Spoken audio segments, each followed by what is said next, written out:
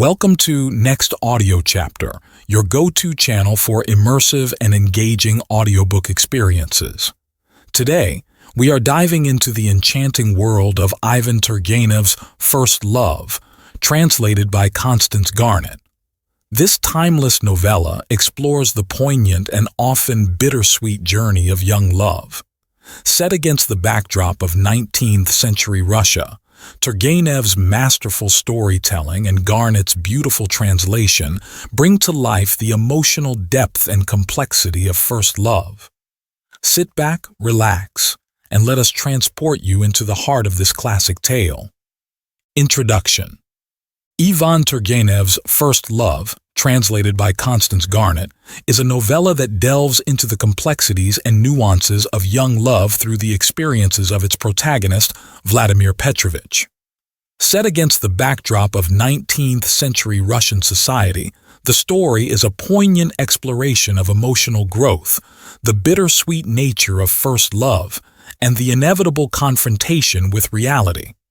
The prologue sets the stage for an intimate recounting of personal histories, as three friends decide to share the tales of their first romantic encounters. What unfolds is a narrative that is both universal in its themes and distinctly personal in its details. The prologue introduces the central premise, the sharing of first love stories among friends. This framework is a common literary device that Turgenev employs to create a reflective and confessional atmosphere. The master of the house and Sergei Nikolaevich provide a contrasting backdrop to Vladimir Petrovitch's story with their relatively unremarkable experiences. Sergei Nikolaevich's admission that he began with the second love and the master's straightforward matrimonial account serve to highlight the uniqueness of Vladimir's tale. Vladimir Petrovitch, who is reluctant to share his story aloud, offers to write it down instead.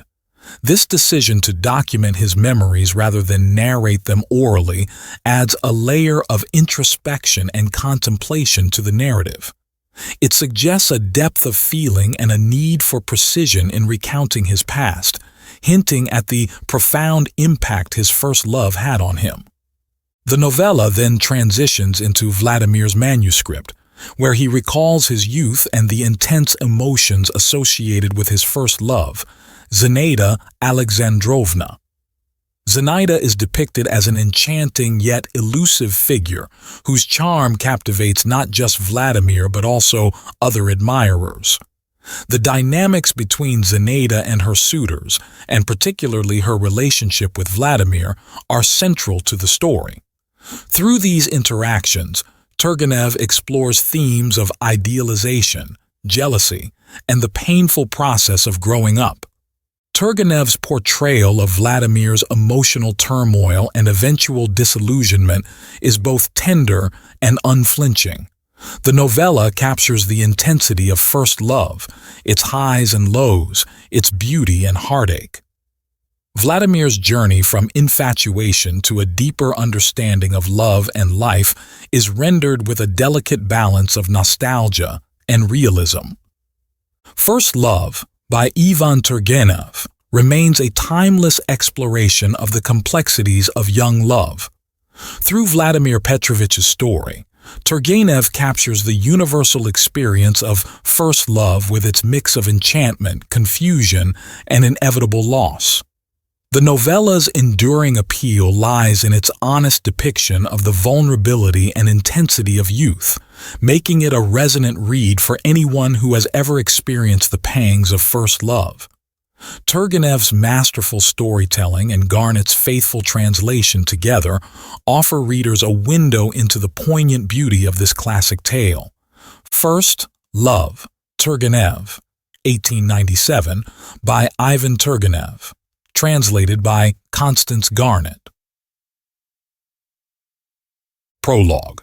The party had long ago broken up. The clock struck 12:30. There was left in the room only the master of the house and Sergei Nikolaevich and Vladimir Petrovitch. The master of the house rang and ordered the remains of the supper to be cleared away. "And so it's settled," he observed. sitting back farther in his easy chair and lighting a cigar. Each of us is to tell the story of his first love. It's your turn, Sergei Nikolaevich. Sergei Nikolaevich, a round little man with a plump, light-complexioned face, gazed first at the master of the house, then raised his eyes to the ceiling. "I had no first love," he said at last. "I began with the second." "How was that?" "It's very simple. I was 18 when I had my first flirtation with a charming young lady, but I courted her just as though it were nothing new to me, just as I courted others later on. To speak accurately, the first and last time I was in love was with my nurse when I was 6 years old, but that's in the remote past. The details of our relations have slipped out of my memory, and even if I remembered them, whom could they interest?" "Then how's it to be?" began the master of the house. "There was nothing much of interest about my first love either. I never fell in love with anyone till I met Anna Nikolaevna, now my wife, and everything went as smoothly as possible with us. Our parents arranged the match. We were very soon in love with each other and got married without loss of time. My story can be told in a couple of words. I must confess, gentlemen, in bringing up the subject of first love, I reckoned upon you, I won't say old, but no longer young bachelors. Can't you enliven us with something, Vladimir Petrovitch?" "My first love, certainly, was not quite an ordinary one," responded with some reluctance Vladimir Petrovitch, a man of 40, with black hair turning gray. "Ah," said the master of the house and Sergei Nikolaevich with one voice. "So much the better. Tell us about it. If you wish it, or no, I won't tell the story. I'm no hand at telling a story. I make it dry and brief, or spun out and affected. If you'll allow me, I'll write out all I remember and read it you." His friends at first would not agree, but Vladimir Petrovitch insisted on his own way. A fortnight later they were together again, and Vladimir Petrovitch kept his word. His manuscript contained the following story. Chapter 1. I was 16 then. It happened in the summer of 1833. I lived in Moscow with my parents. They had taken a country house for the summer near the Kaluga Gate, facing the Neskuchny Gardens. I was preparing for the university, but did not work much and was in no hurry. No one interfered with my freedom. I did what I liked, especially after parting with my last tutor, a Frenchman who had never been able to get used to the idea that he had fallen like a bomb, comme une bombe, into Russia, and would lie sluggishly in bed with an expression of exasperation on his face for days together. My father treated me with careless kindness. My mother scarcely noticed me, though she had no children except me. Other cares completely absorbed her. My father, a man still young and very handsome, had married her from mercenary considerations. She was 10 years older than he. My mother led a melancholy life. She was forever agitated, jealous, and angry, but not in my father's presence. She was very much afraid of him, and he was severe, cold, and distant in his behavior. I have never seen a man more elaborately serene, self-confident, and commanding. I shall never forget the first weeks I spent at the country house. The weather was magnificent. We left town on the 9th of May, on St. Nicholas's Day. I used to walk about in our garden, in the Neskuchny Gardens and beyond the town gates.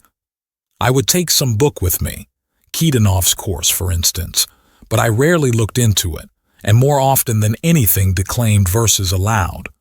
I knew a great deal of poetry by heart. My blood was in a ferment and my heart ached, so sweetly and absurdly.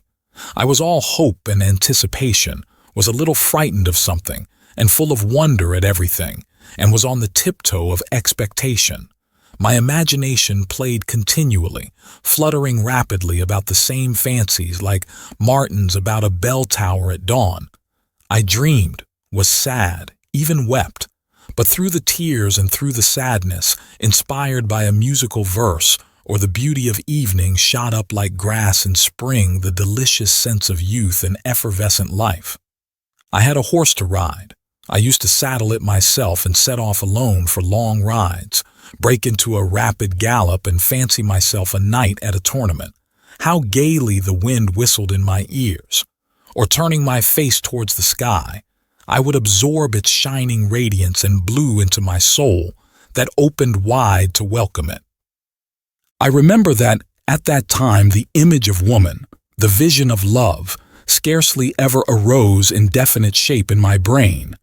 But in all I thought, in all I felt, lay hidden a half-conscious, shame-faced presentiment of something new, unutterably sweet, feminine. This presentiment, this expectation, permeated my whole being. I breathed in it. It coursed through my veins with every drop of blood. It was destined to be soon fulfilled. The place, where we settled for the summer, consisted of a wooden manor house with columns and 2 small lodges. In the lodge on the left, there was a tiny factory for the manufacture of cheap wallpapers. I had more than once strolled that way to look at about a dozen thin and disheveled boys with greasy smocks and worn faces, who were perpetually jumping onto wooden levers that pressed down the square blocks of the press, and so by the weight of their feeble bodies struck off the variegated patterns of the wallpapers. The lodge on the right stood empty and was to let. One day, 3 weeks after the 9th of May, the blinds in the windows of this lodge were drawn up. Women's faces appeared at them. Some family had installed themselves in it.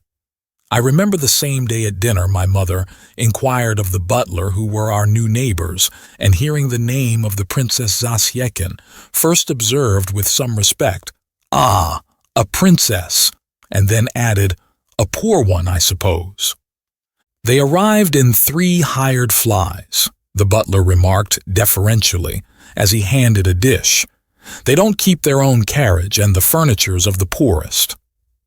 "Ah," replied my mother, "so much the better." My father gave her a chilly glance. She was silent. Certainly the Princess Zasyekin could not be a rich woman. The lodge she had taken was so dilapidated and small and low-pitched that people, even moderately well off in the world, would hardly have consented to occupy it. At the time, however, all this went in at one ear and out at the other. The princely title had very little effect on me. I had just been reading Schiller's Robbers, Chapter 2. I was in the habit of wandering about our garden every evening on the lookout for rooks. I had long cherished a hatred for those wary, sly, and rapacious birds. On the day of which I have been speaking, I went as usual into the garden, and after patrolling all the walks without success, the rooks knew me and merely cawed spasmodically at a distance, I chanced to go close to the low fence which separated our domain from the narrow strip of garden stretching beyond the lodge to the right and belonging to it. I was walking along, my eyes on the ground. Suddenly I heard a voice. I looked across the fence and was thunderstruck. I was confronted with a curious spectacle.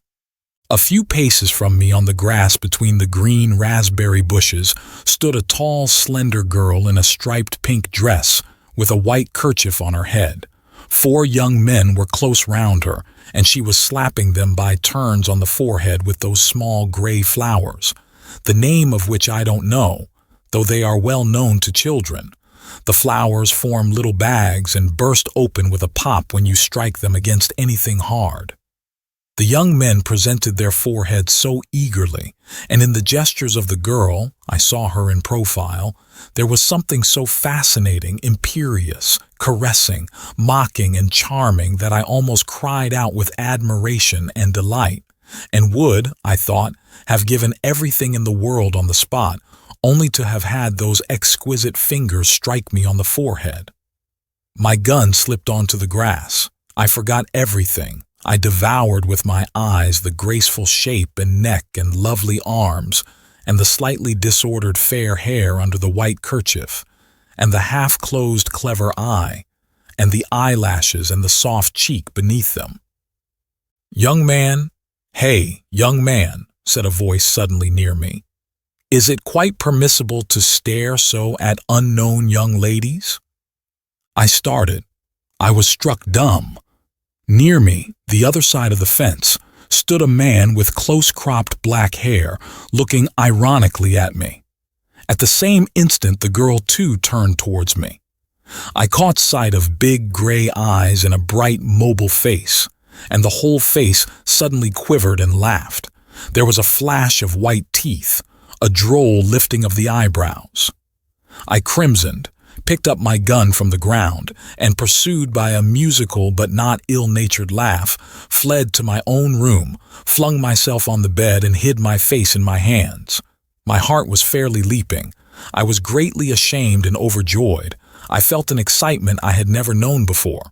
After a rest, I brushed my hair, washed, and went downstairs to tea. The image of the young girl floated before me. My heart was no longer leaping, but was full of a sort of sweet oppression. "What's the matter?" my father asked me all at once. "Have you killed a rook?" I was on the point of telling him all about it, but I checked myself and merely smiled to myself. As I was going to bed, I rotated, I don't know why, 3 times on one leg, pomaded my hair, got into bed, and slept like a top all night.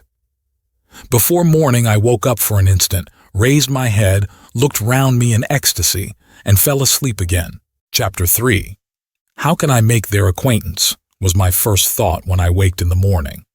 I went out in the garden before morning tea, but I did not go too near the fence and saw no one. After drinking tea, I walked several times up and down the street before the house and looked into the windows from a distance. I fancied her face at a curtain, and I hurried away in alarm. I must make her acquaintance, though, I thought, pacing distractedly about the sandy plain that stretches before Neskuchny Park. But how? That is the question. I recalled the minutest details of our meeting yesterday. I had for some reason or other a particularly vivid recollection of how she had laughed at me. But while I racked my brains and made various plans, fate had already provided for me. In my absence, my mother had received from her new neighbor a letter on gray paper, sealed with brown wax, such as is only used in notices from the post office or on the corks of bottles of cheap wine. In this letter, which was written in illiterate language and in a slovenly hand, the princess begged my mother to use her powerful influence in her behalf. My mother, in the words of the princess, was very intimate with persons of high position, upon whom her fortunes and her children's fortunes depended, as she had some very important business in hand. "I address myself to you," she wrote, "as one gentlewoman to another gentlewoman, and for that reason am glad to avail myself of the opportunity." Concluding, she begged my mother's permission to call upon her. I found my mother in an unpleasant state of indecision. My father was not at home, and she had no one of whom to ask advice. Not to answer a gentlewoman and a princess into the bargain was impossible. But my mother was in a difficulty as to how to answer her. To write a note in French struck her as unsuitable, and Russian spelling was not a strong point with my mother herself, and she was aware of it, and did not care to expose herself. She was overjoyed when I made my appearance, and at once told me to go round to the princess's, and to explain to her by word of mouth that my mother would always be glad to do Her Excellency any service within her powers, and begged her to come to see her at 1 o'clock. This unexpectedly rapid fulfillment of my secret desires both delighted and appalled me. I made no sign, however, of the perturbation which came over me, and as a preliminary step went to my own room to put on a new necktie and tailcoat. At home I still wore short jackets and lay-down collars, much as I abominated them. Chapter 4. In the narrow and untidy passage of the lodge, which I entered with an involuntary tremor in all my limbs, I was met by an old gray-headed servant with a dark, copper-colored face, surly little pig's eyes, and such deep furrows on his forehead and temples as I had never beheld in my life. He was carrying a plate containing the spine of a herring that had been gnawed at, and shutting the door that led into the room with his foot, he jerked out, "What do you want?" "Is the Princess Zasykin at home?" I inquired. "Vanavati!" A jarring female voice screamed from within. The man without a word turned his back on me, exhibiting as he did so the extremely threadbare hind part of his livery with a solitary reddish heraldic button on it.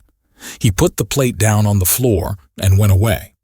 "Did you go to the police station?" the same female voice called again.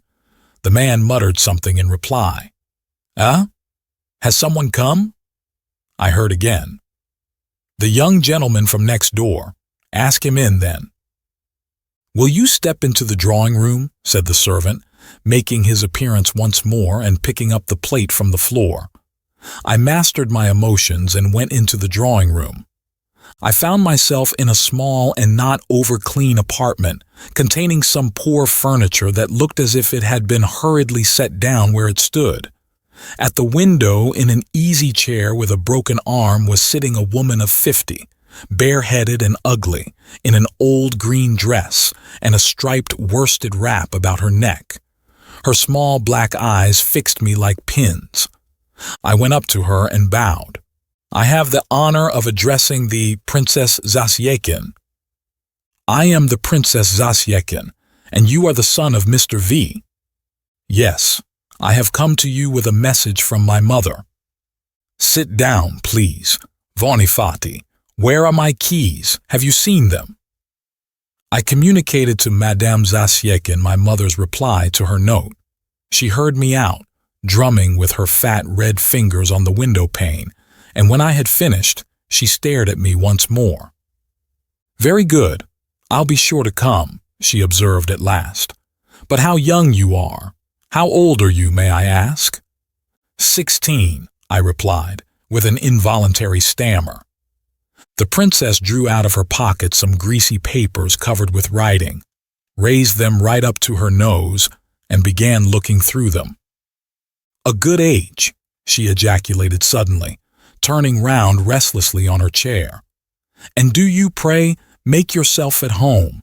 I don't stand on ceremony." "No, indeed," I thought, scanning her unprepossessing person with a disgust I could not restrain.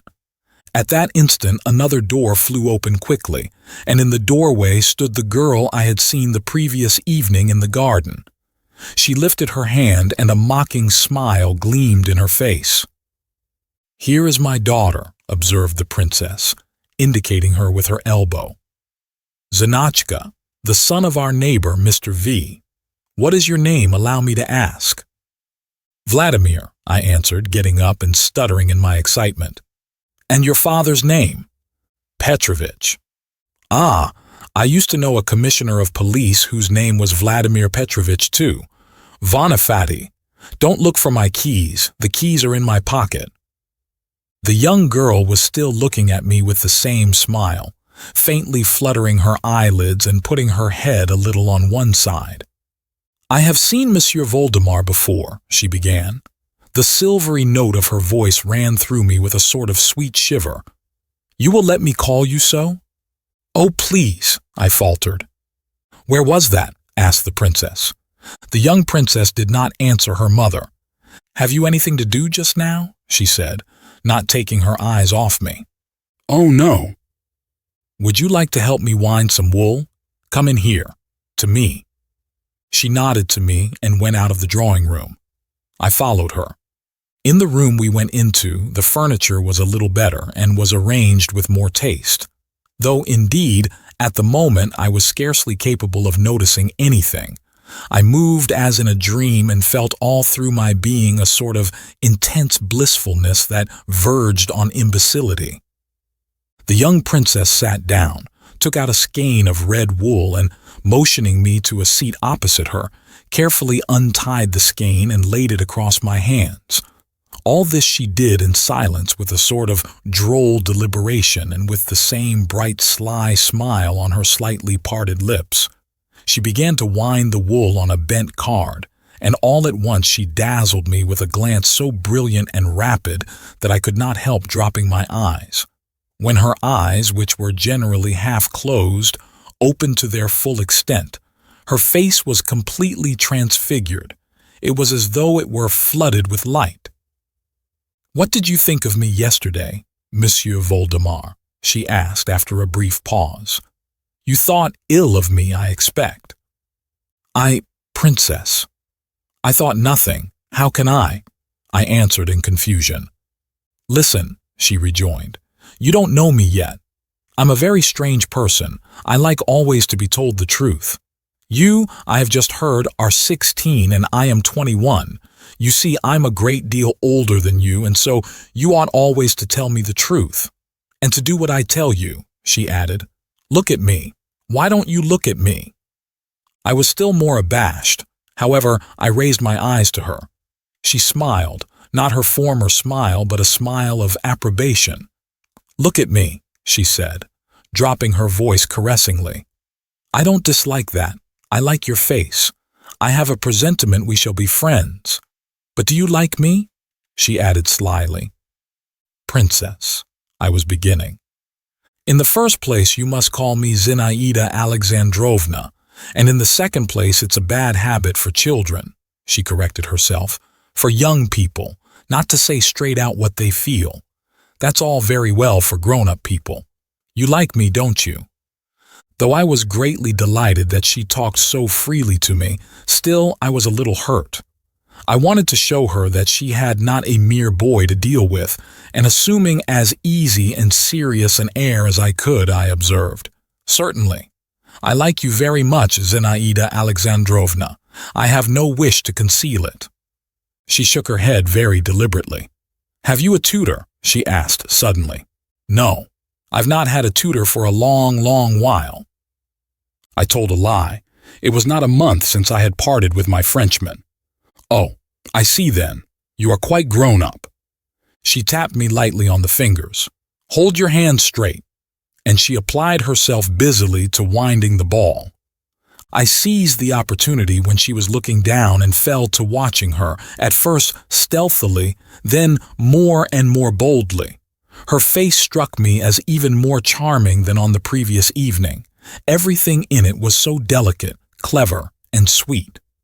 She was sitting with her back to a window covered with a white blind. The sunshine streaming in through the blind shed a soft light over her fluffy golden curls, her innocent neck, her sloping shoulders, and tender, untroubled bosom. I gazed at her, and how dear and near she was already to me. It seemed to me I had known her a long while and had never known anything nor lived at all till I met her. She was wearing a dark and rather shabby dress and an apron. I would gladly, I felt, have kissed every fold of that dress and apron. The tips of her little shoes peeped out from under her skirt. I could have bowed down in adoration to those shoes. And here I am sitting before her, I thought. I have made acquaintance with her. What happiness, my God! I could hardly keep from jumping up from my chair in ecstasy, but I only swung my legs a little, like a small child who has been given sweetmeats. I was as happy as a fish in water, and I could have stayed in that room forever, have never left that place. Her eyelids were slowly lifted, and once more her clear eyes shone kindly upon me, and again she smiled. "How you look at me," she said slowly, and she held up a threatening finger. I blushed. "She understands it all. She sees all," flashed through my mind. And how could she fail to understand and see it all? All at once there was a sound in the next room, the clink of a saber. "Zina!" screamed the princess in the drawing room. "Byelovzorov has brought you a kitten." "A kitten!" cried Zinaida, and getting up from her chair impetuously, she flung the ball of worsted on my knees and ran away. I too got up, and laying the skein and the ball of wool on the window-sill, I went into the drawing room and stood still, hesitating. In the middle of the room, a tabby kitten was lying with outstretched paws. Zinaida was on her knees before it, cautiously lifting up its little face. Near the old princess, and filling up almost the whole space between the two windows, was a flaxen, curly-headed young man, a hussar, with a rosy face and prominent eyes. "What a funny little thing," Zinaida was saying, "and its eyes are not gray but green, and what long ears. Thank you, Victor Yegorich, you are very kind."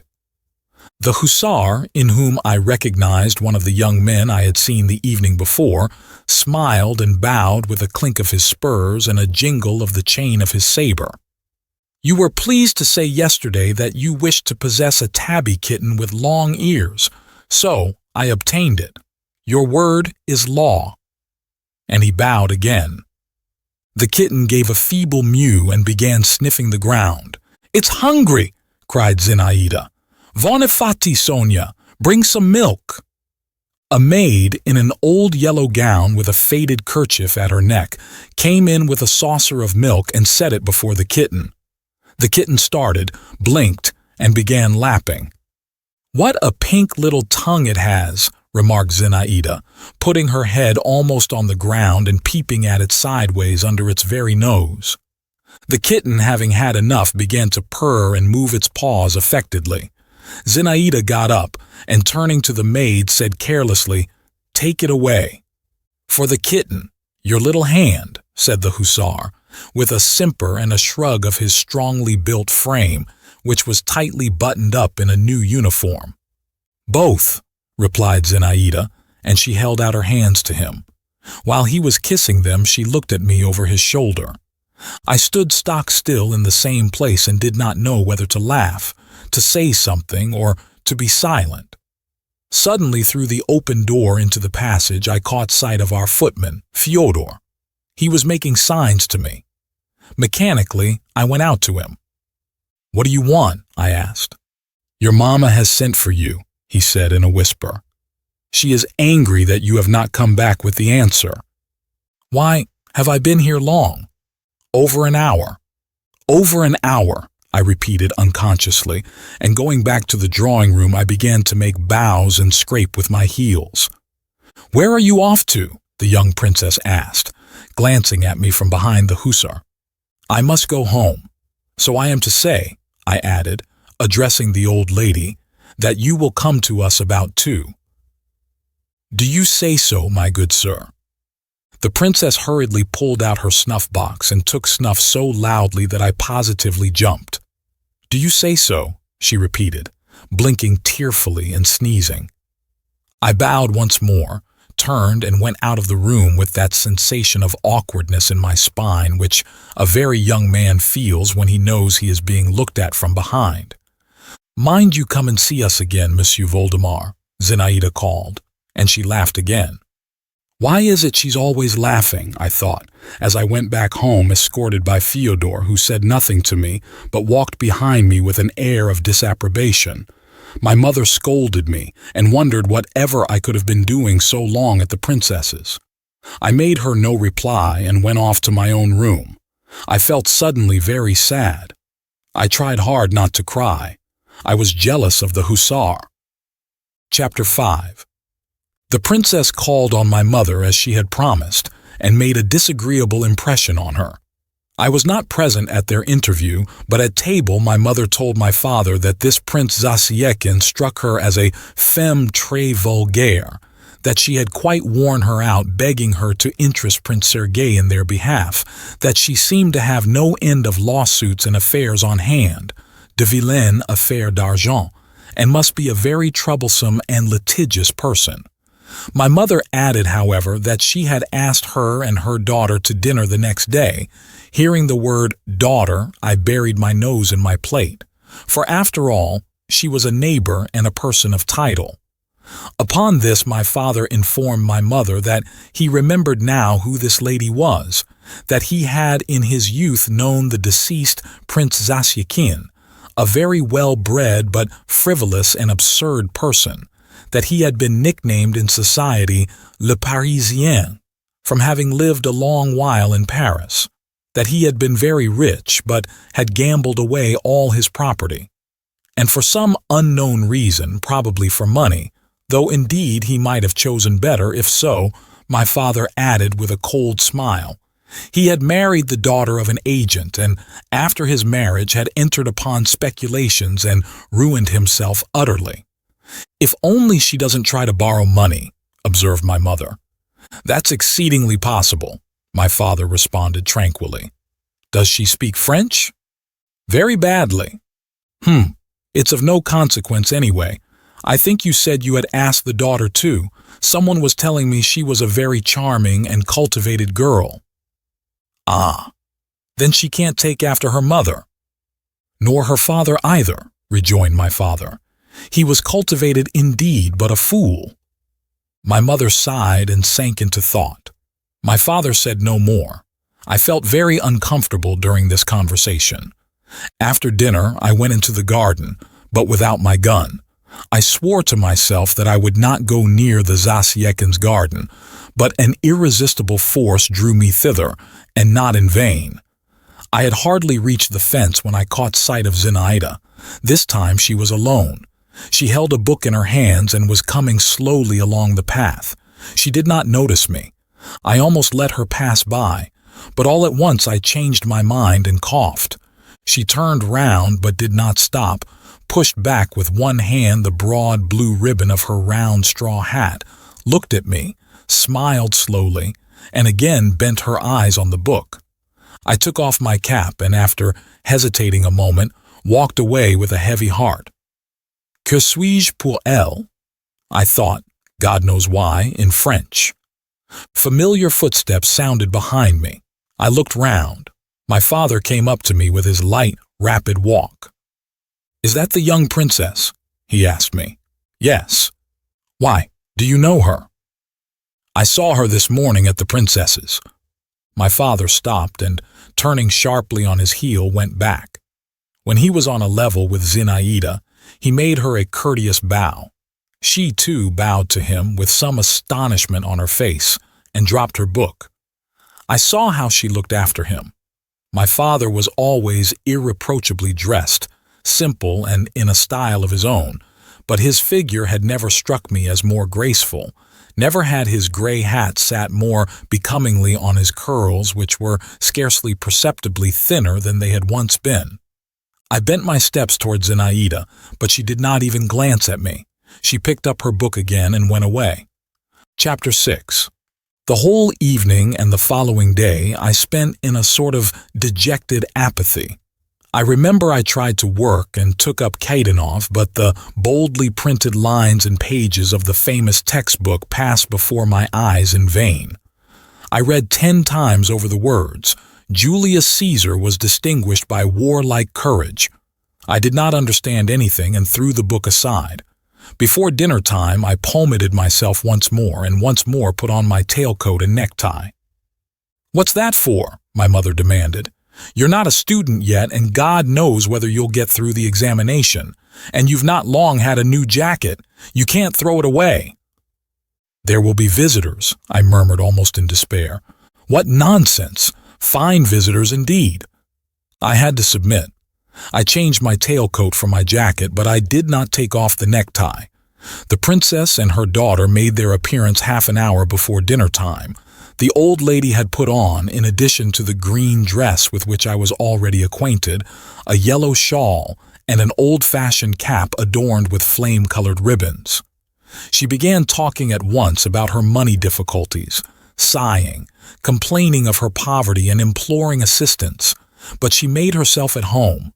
She took snuff as noisily and fidgeted and lolled about in her chair as freely as ever.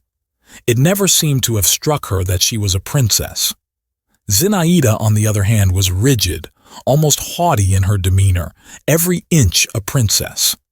There was a cold immobility and dignity in her face. I should not have recognized it. I should not have known her smiles, her glances, though I thought her exquisite in this new aspect too. She wore a light barège dress with pale blue flowers on it. Her hair fell in long curls down her cheek in the English fashion. This style went well with the cold expression of her face. My father sat beside her during dinner and entertained his neighbor with the finished and serene courtesy peculiar to him. He glanced at her from time to time, and she glanced at him, but so strangely, almost with hostility. Their conversation was carried on in French. I was surprised, I remember, at the purity of Zinaida's accent. The princess, while we were at table, as before, made no ceremony. She ate a great deal and praised the dishes. My mother was obviously bored by her and answered her with a sort of weary indifference. My father faintly frowned now and then. My mother did not like Zinaida either. "A conceited minx," she said next day. "And fancy what she has to be conceited about of examen de grisette." "It's clear you have never seen any grisettes," my father observed to her. "Thank God I haven't." "Thank God, to be sure. Only how can you form an opinion of them then?" To me, Zinaida had paid no attention whatever. Soon after dinner, the princess got up to go. "I shall rely on your kind offices, Maria Nikolaevna and Pyotr Vassilitch," she said in a doleful sing-song to my mother and father. "I've no help for it. There were days, but they are over. Here I am, an excellency, and a poor honor it is with nothing to eat." My father made her a respectful bow and escorted her to the door of the hall. I was standing there in my short jacket staring at the floor like a man under sentence of death. Zinaida's treatment of me had crushed me utterly. What was my astonishment when, as she passed me, she whispered quickly with her former kind expression in her eyes, "Come to see us at 8, do you hear? Be sure." I simply threw up my hands, but already she was gone, flinging a white scarf over her head. Chapter 7. At 8 o'clock precisely, in my tailcoat and with my hair brushed up into a tuft on my head, I entered the passage of the lodge where the princess lived. The old servant looked crossly at me and got up unwillingly from his bench. There was a sound of merry voices in the drawing room. I opened the door and fell back in amazement. In the middle of the room was the young princess, standing on a chair, holding a man's hat in front of her. Round the chair crowded some half a dozen men. They were trying to put their hands into the hat, while she held it above their heads, shaking it violently. On seeing me, she cried, "Stay, stay, another guest. He must have a ticket too." And leaping lightly down from the chair, she took me by the cuff of my coat. "Come along," she said. "Why are you standing still? Monsieur, let me make you acquainted. This is Monsieur Voldemar, the son of our neighbor. And this," she went on, addressing me, and indicating her guests in turn, "Count Malevsky, Dr. Lushin, Maidanov the poet, the retired Captain Nermatsky, and Bielovzorov the hussar, whom you've seen already. I hope you will be good friends." I was so confused that I did not even bow to anyone. In Dr. Lushin, I recognized the dark man who had so mercilessly put me to shame in the garden. The others were unknown to me. "Count," continued Zinaida, "write Monsieur Voldemar a ticket." "That's not fair," was objected in a slight Polish accent by the Count, a very handsome and fashionably dressed brunette, with expressive brown eyes, a thin little white nose, and delicate little mustaches over a tiny mouth. "This gentleman has not been playing forfeits with us." "It's unfair," repeated in chorus Bielovzorov, and the gentleman described as a retired captain, a man of 40, pock-marked to a hideous degree, curly-headed as a Negro, round-shouldered, bandy-legged, and dressed in a military coat without epaulets, worn unbuttoned. "Write him a ticket, I tell you," repeated the young princess. "What's this mutiny? Monsieur Voldemar is with us for the first time, and there are no rules for him yet. It's no use grumbling. Write it. I wish it." The Count shrugged his shoulders but bowed submissively, took the pen in his white, ring-bedecked fingers, tore off a scrap of paper and wrote on it. "At least let us explain to Mr. Voldemar what we are about," Lushin began in a sarcastic voice, "or else he will be quite lost. Do you see, young man, we are playing forfeits. The princess has to pay a forfeit, and the one who draws the lucky lot is to have the privilege of kissing her hand. Do you understand what I've told you?" I simply stared at him and continued to stand still in bewilderment, while the young princess jumped up on the chair again and again began waving the hat. They all stretched up to her, and I went after the rest. "Maidanov," said the princess to a tall young man with a thin face, little dim-sighted eyes, and exceedingly long black hair. You as a poet ought to be magnanimous and give up your number to Monsieur Voldemar so that he may have 2 chances instead of 1. But Midanov shook his head in refusal and tossed his hair. After all the others, I put my hand into the hat and unfolded my lot. Heavens! What was my condition when I saw on it the word kiss? Kiss! I could not help crying aloud. Bravo!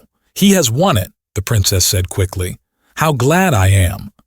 She came down from the chair and gave me such a bright, sweet look that my heart bounded. Are you glad? She asked me. Me? I faltered. Sell me your lot, Byelovzorov growled suddenly just in my ear. I'll give you 100 rubles.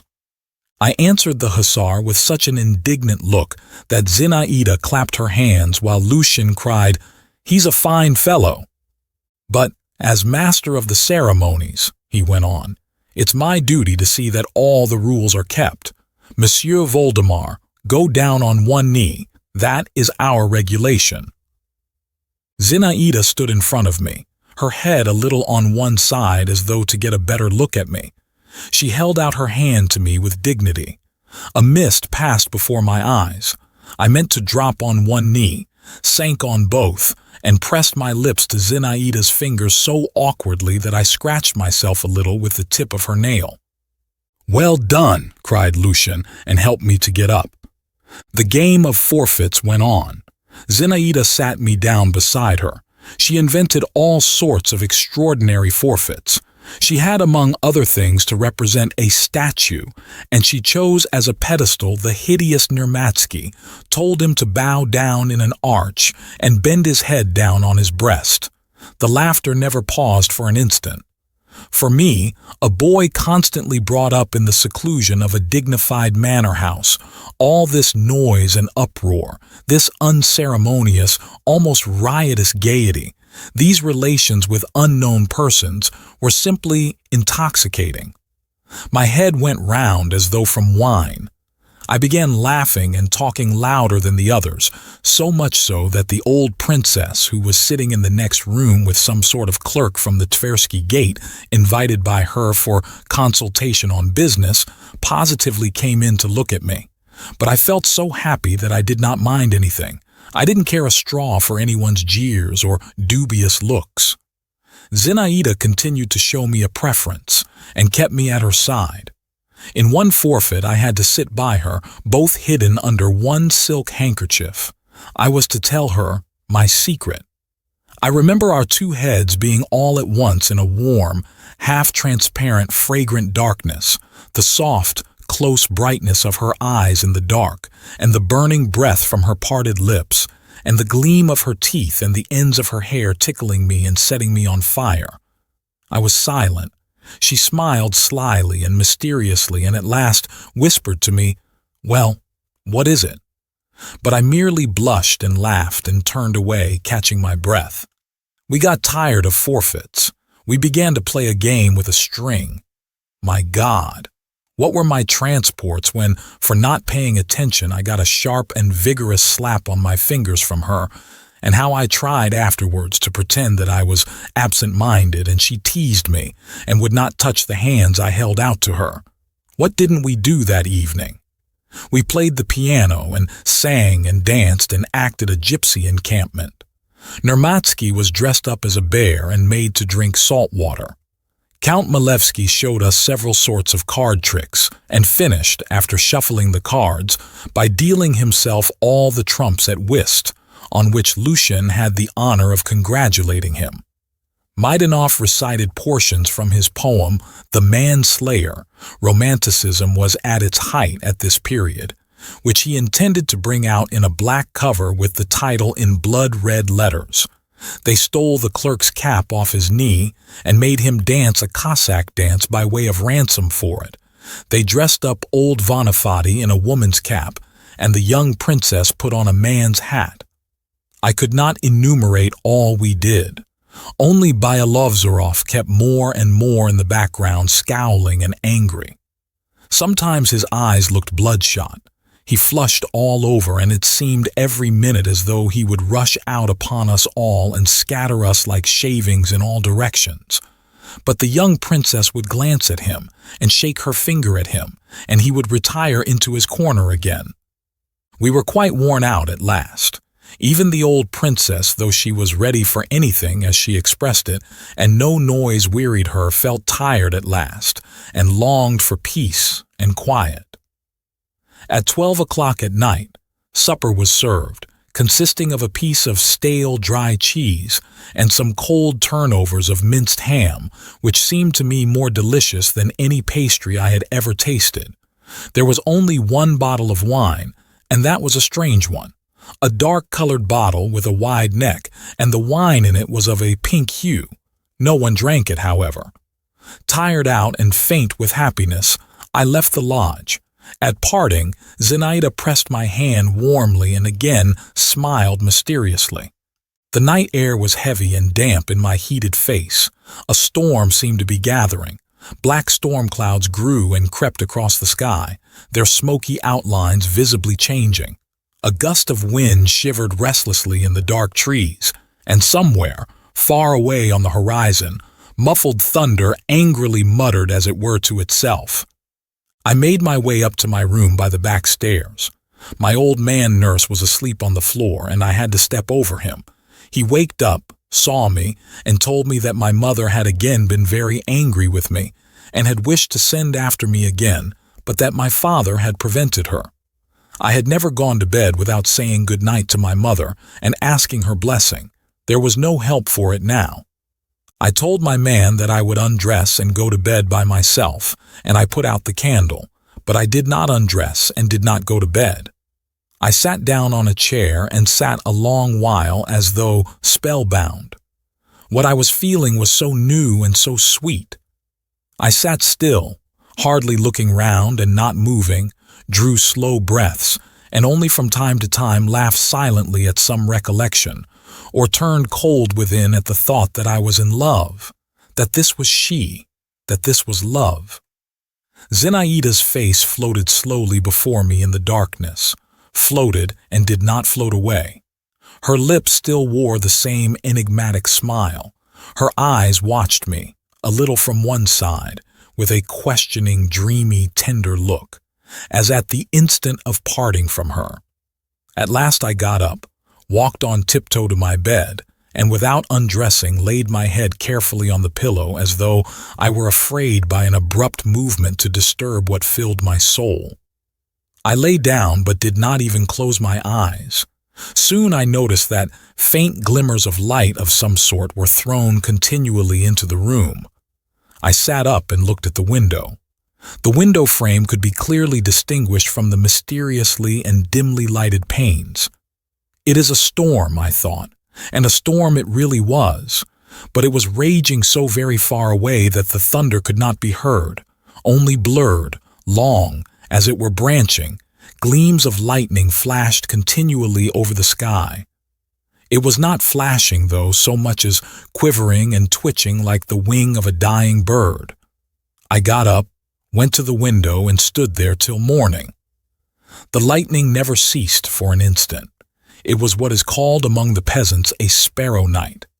I gazed at the dumb sandy plain, at the dark mass of the Neskuchny gardens, at the yellowish facades of the distant buildings which seemed to quiver too at each faint flash. I gazed and could not turn away.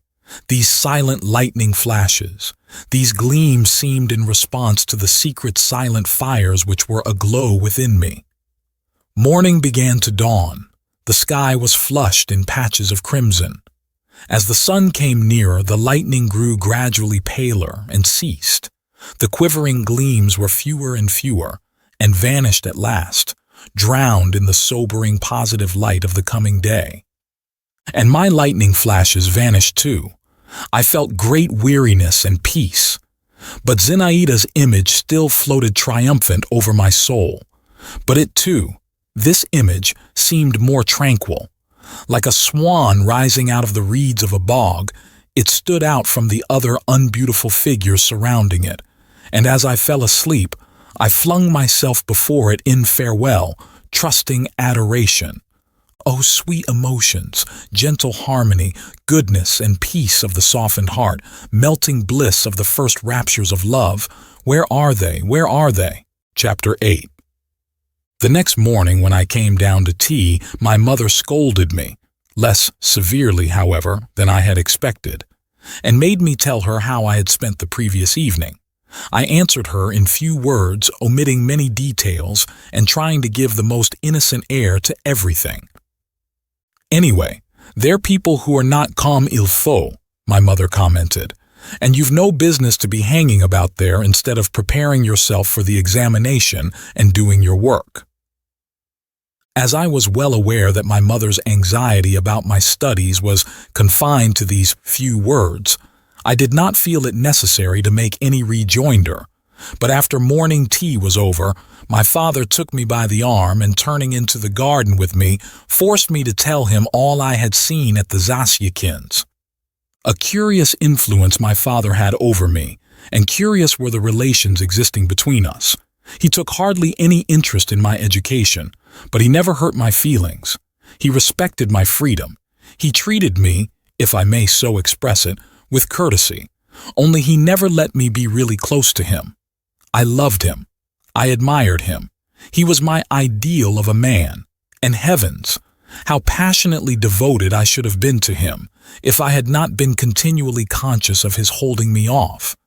But when he liked, he could almost instantaneously, by a single word, a single gesture, call forth an unbounded confidence in him. My soul expanded. I chattered away to him as to a wise friend, a kindly teacher. Then he as suddenly got rid of me, and again he was keeping me off, gently and affectionately, but still he kept me off. Sometimes he was in high spirits, and then he was ready to romp and frolic with me like a boy. He was fond of vigorous physical exercise of every sort. Once, it never happened a second time. He caressed me with such tenderness that I almost shed tears. But high spirits and tenderness alike vanished completely, and what had passed between us gave me nothing to build on for the future. It was as though I had dreamed it all. Sometimes I would scrutinize his clever, handsome, bright face. My heart would throb, and my whole being yearned to him. He would seem to feel what was going on within me, would give me a passing pat on the cheek and go away or take up some work or suddenly freeze all over as only he knew how to freeze, and I shrank into myself at once and turned cold too. His rare fits of friendliness to me were never called forth by my silent but intelligible entreaties. They always occurred unexpectedly. Thinking over my father's character later, I have come to the conclusion that he had no thoughts to spare for me and for family life. His heart was in other things and found complete satisfaction elsewhere. Take for yourself what you can, and don't be ruled by others. To belong to oneself, the whole savor of life lies in that, he said to me one day. Another time I, as a young Democrat, fell to airing my views on liberty. He was kind, as I used to call it that day, and at such times I could talk to him as I liked. Liberty, he repeated. And do you know what can give a man liberty? What? Will, his own will, and it gives power, which is better than liberty. Know how to will, and you will be free, and will lead. My father, before all and above all, desired to live and lived. Perhaps he had a presentiment that he would not have long to enjoy the savor of life. He died at 42. I described my evening at the Zasyekins minutely to my father. Half attentively, half carelessly, he listened to me, sitting on a garden seat, drawing in the sand with his cane. Now and then he laughed, shot bright, droll glances at me, and spurred me on with short questions and assents. At first I could not bring myself even to utter the name of Zinaida, but I could not restrain myself long, and began singing her praises. My father still laughed. Then he grew thoughtful, stretched, and got up. I remembered that, as he came out of the house, he had ordered his horse to be saddled. He was a splendid horseman, and long before Rary had the secret of breaking in the most vicious horses. "Shall I come with you, father?" I asked. "No," he answered, and his face resumed its ordinary expression of friendly indifference. "Go alone, if you like, and tell the coachman I'm not going." He turned his back on me and walked rapidly away. I looked after him. He disappeared through the gates. I saw his hat moving along beside the fence. He went into the Zasyekins. He stayed there not more than an hour, but then departed at once for the town, and did not return home till evening. After dinner, I went myself to the Zasyekins. In the drawing room I found only the old princess. On seeing me, she scratched her head under her cap with a knitting needle and suddenly asked me, could I copy a petition for her? "With pleasure," I replied, sitting down on the edge of a chair. "Only mind and make the letters bigger," observed the princess, handing me a dirty sheet of paper. "And couldn't you do it today, my good sir?" "Certainly, I will copy it today." The door of the next room was just opened, and in the crack I saw the face of Zinaida, pale and pensive, her hair flung carelessly back. She stared at me with big, chilly eyes and softly closed the door. "Zina! Zina!" called the old lady. Zinaida made no response. I took home the old lady's petition and spent the whole evening over it. Chapter 9. My passion dated from that day. I felt at that time, I recollect, something like what a man must feel on entering the service. I had ceased now to be simply a young boy. I was in love. I have said that my passion dated from that day. I might have added that my sufferings too dated from the same day. Away from Zinaida, I pined. Nothing was to my mind. Everything went wrong with me. I spent whole days thinking intensely about her. I pined when away, but in her presence, I was no better off. I was jealous. I was conscious of my insignificance. I was stupidly sulky or stupidly abject, and all the same, an invincible force drew me to her, and I could not help a shudder of delight whenever I stepped through the doorway of her room. Zinaida guessed at once that I was in love with her, and indeed, I never even thought of concealing it. She amused herself with my passion, made a fool of me, petted and tormented me. There is a sweetness in being the sole source, the autocratic and irresponsible cause of the greatest joy and profoundest pain to another, and I was like wax in Zinaida's hands, though indeed I was not the only one in love with her. All the men who visited the house were crazy over her, and she kept them all in leading strings at her feet. It amused her to arouse their hopes and then their fears, to turn them round her finger. She used to call it knocking their heads together, while they never dreamed of offering resistance and eagerly submitted to her. About her whole being, so full of life and beauty, there was a peculiarly bewitching mixture of slyness and carelessness, of artificiality and simplicity, of composure and frolicsomeness. About everything she did or said, about every action of hers, there clung a delicate, fine charm in which an individual power was manifest at work, and her face was ever changing, working too. It expressed, almost at the same time, irony, dreaminess, and passion. Various emotions, delicate and quick-changing as the shadows of clouds on a sunny day of wind, chased one another continually over her lips and eyes. Each of her adorers was necessary to her. Belovzorov, whom she sometimes called my wild beast and sometimes simply mine, would gladly have flung himself into the fire for her sake. With little confidence in his intellectual abilities and other qualities, he was forever offering her marriage, hinting that the others were merely hanging about with no serious intention. Maidanov responded to the poetic fibers of her nature. A man of rather cold temperament, like almost all writers, he forced himself to convince her, and perhaps himself, that he adored her, sang her praises in endless verses, and read them to her with a peculiar enthusiasm, at once affected and sincere. She sympathized with him, and at the same time jeered at him a little. She had no great faith in him, and after listening to his outpourings, she would make him read Pushkin, as she said, to clear the air. Lucian, the ironical doctor so cynical in words, knew her better than any of them, and loved her more than all, though he abused her to her face and behind her back. She could not help respecting him, but made him smart for it, and at times, with a peculiar malignant pleasure, made him feel that he too was at her mercy. "I'm a flirt. I'm heartless. I'm an actress in my instincts," she said to him one day in my presence. "Well and good. Give me your hand then. I'll stick this pin in it.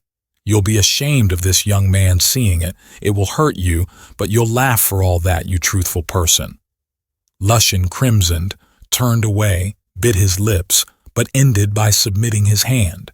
She pricked it, and he did in fact begin to laugh, and she laughed, thrusting the pin in pretty deeply and peeping into his eyes, which he vainly strove to keep in other directions. I understood least of all the relations existing between Zinaida and Count Milevsky. He was handsome, clever, and adroit, but something equivocal, something false in him was apparent even to me, a boy of 16, and I marveled that Zinaida did not notice it. But possibly she did notice this element of falsity really and was not repelled by it.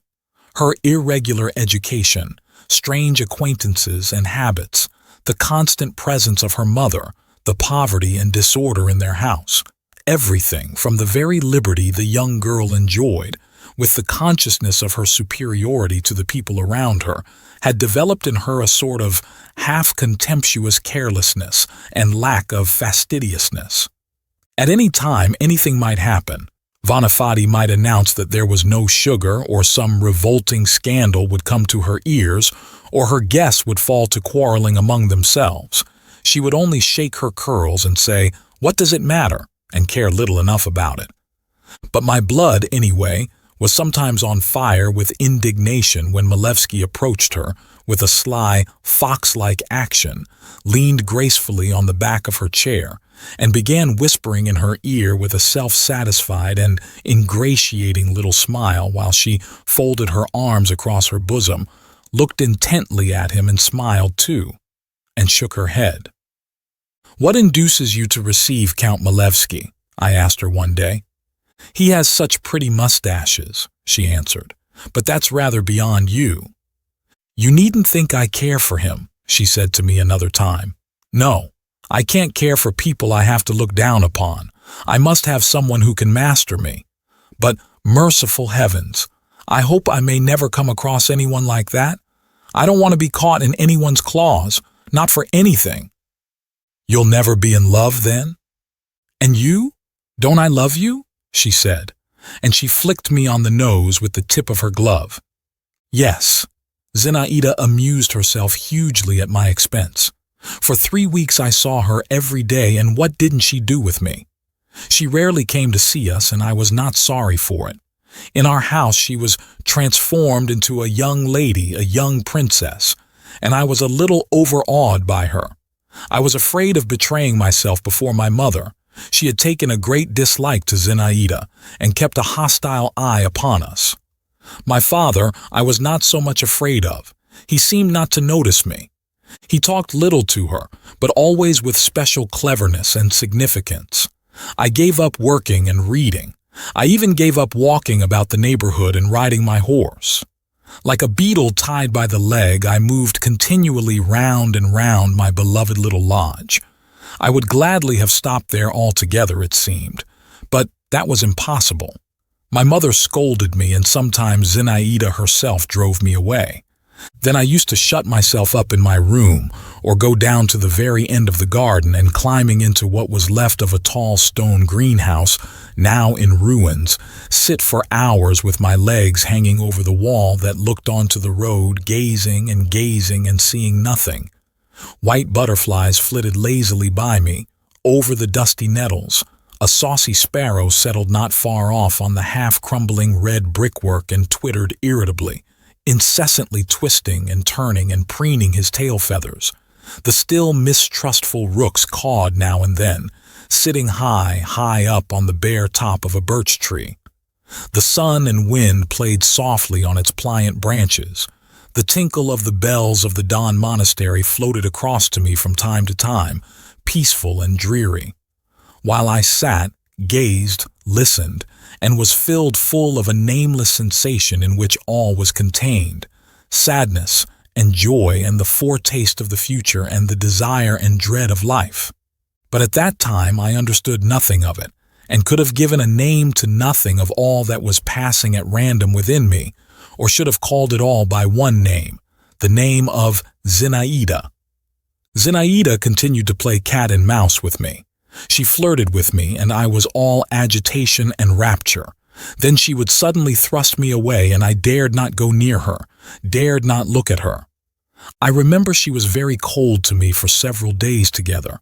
I was completely crushed, and creeping timidly to their lodge, tried to keep close to the old princess, regardless of the circumstance that she was particularly scolding and grumbling just at that time. Her financial affairs had been going badly, and she had already had 2 explanations with the police officials. One day I was walking in the garden beside the familiar fence, and I caught sight of Zinaida. Leaning on both arms, she was sitting on the grass, not stirring a muscle. I was about to make off cautiously, but she suddenly raised her head and beckoned me imperiously. My heart failed me. I did not understand her at first. She repeated her signal. I promptly jumped over the fence and ran joyfully up to her, but she brought me to a halt with a look and motioned me to the path 2 paces from her. In confusion, not knowing what to do, I fell on my knees at the edge of the path. She was so pale, such bitter suffering, such intense weariness was expressed in every feature of her face that it sent a pang to my heart, and I muttered unconsciously, "What is the matter?" Zinaida stretched out her head, picked a blade of grass, bit it, and flung it away from her. "You love me very much?" she asked at last. "Yes." I made no answer. Indeed, what need was there to answer? "Yes," she repeated, looking at me as before. "That's so. The same eyes," she went on, sank into thought and hid her face in her hands. "Everything's grown so loathsome to me," she whispered. "I would have gone to the other end of the world first. I can't bear it. I can't get over it. And what is there before me? Ah, I am wretched. My God, how wretched I am." "What for?" I asked timidly. Zinaida made no answer. She simply shrugged her shoulders.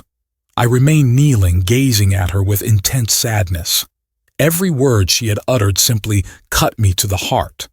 At that instant I felt I would gladly have given my life, if only she should not grieve. I gazed at her, and though I could not understand why she was wretched, I vividly pictured to myself how in a fit of insupportable anguish she had suddenly come out into the garden and sunk to the earth as though mown down by a scythe. It was all bright and green about her. The wind was whispering in the leaves of the trees and swinging now and then a long branch of a raspberry bush over Zinaida's head. There was a sound of the cooing of doves, and the bees hummed, flying low over the scanty grass. Overhead the sun was radiantly blue, while I was so sorrowful. "Read me some poetry," said Zinaida in an undertone, and she propped herself on her elbow. "I like your reading poetry. You read it in sing-song, but that's no matter. That comes of being young. Read me On the Hills of Georgia. Only sit down first." I sat down and read On the Hills of Georgia. "That the heart cannot choose but love," repeated Zinaida. "That's where poetry's so fine. It tells us what is not, and what's not only better than what is, but much more like the truth. Cannot choose but love. It might want not to, but it can't help it." She was silent again. Then all at once she started and got up. "Come along. Maidanov's indoors with Mama. He brought me his poem, but I deserted him. His feelings are hurt too now. I can't help it. You'll understand it all some day. Only don't be angry with me." Zinaida hurriedly pressed my hand and ran on ahead. We went back into the lodge. Maidanov set to reading us his Manslayer, which had just appeared in print, but I did not hear him. He screamed and drawled his 4-foot iambic lines. The alternating rhythms jingled like little bells, noisy and meaningless, while I still watched Zinaida and tried to take in the import of her last words. Perchance some unknown rival has surprised and mastered thee? Maidanov bawled suddenly through his nose, and my eyes and Zinaida's met. She looked down and faintly blushed. I saw her blush and grew cold with terror. I had been jealous before, but only at that instant the idea of her being in love flashed upon my mind. Good God, she is in love! Chapter 10. My real torments began from that instant. I racked my brains, changed my mind and changed it back again, and kept an unremitting, though, as far as possible, secret watch on Zinaida. A change had come over her, that was obvious. She began going walks alone, and long walks. Sometimes she would not see visitors. She would sit for hours together in her room. This had never been a habit of hers till now. I suddenly became, or fancied I had become, extraordinarily penetrating. Isn't it he, or isn't it he? I asked myself, passing in inward agitation from one of her admirers to another. Count Malevsky secretly struck me as more to be feared than the others, though, for Zinaida's sake, I was ashamed to confess it to myself. My watchfulness did not see beyond the end of my nose, and its secrecy probably deceived no one. Anyway, Dr. Lucian soon saw through me, but he too had changed of late. He had grown thin. He laughed as often, but his laugh seemed more hollow, more spiteful, shorter. An involuntary nervous irritability took the place of his former light irony and assumed cynicism. "Why are you incessantly hanging about here, young man?" he said to me one day when we were left alone together in the Zasyekins' drawing room. The young princess had not come home from a walk, and the shrill voice of the old princess could be heard within. She was scolding the maid. "You ought to be studying, working, while you're young, and what are you doing?" "You can't tell whether I work at home," I retorted with some haughtiness, but also with some hesitation. "A great deal of work you do. That's not what you're thinking about. Well, I won't find fault with that. At your age, that's in the natural order of things. But you've been awfully unlucky in your choice. Don't you see what this house is?" "I don't understand you," I observed. "You don't understand? So much the worse for you. I regard it as a duty to warn you. Old bachelors like me can come here. What harm can it do us? We're tough. Nothing can hurt us. What harm can it do us? But your skin's tender yet. This air is bad for you. Believe me, you may get harm from it." "How so?" "Why? Are you well now? Are you in a normal condition? Is what you're feeling beneficial to you, good for you?" "Why? What am I feeling?" I said, while in my heart I knew the doctor was right. "Ah, young man," the doctor went on with an intonation that suggested that something highly insulting to me was contained in these two words. "What's the use of your prevaricating when, thank God, what's in your heart is in your face so far? But there, what's the use of talking? I shouldn't come here myself if—" the doctor compressed his lips, "if I weren't such a queer fellow. Only this is what surprises me. How it is you with your intelligence don't see what is going on around you." "And what is going on?" I put in, all on the alert. The doctor looked at me with a sort of ironical compassion. "Nice of me," he said as though to himself, as if he need know anything of it. "In fact, I tell you again," he added, raising his voice, "the atmosphere here is not fit for you. You like being here, but what of that? It's nice and sweet-smelling in a greenhouse, but there's no living in it. Yes, do as I tell you, and go back to your Kiedanov." The old princess came in and began complaining to the doctor of her toothache. Then Zinaida appeared.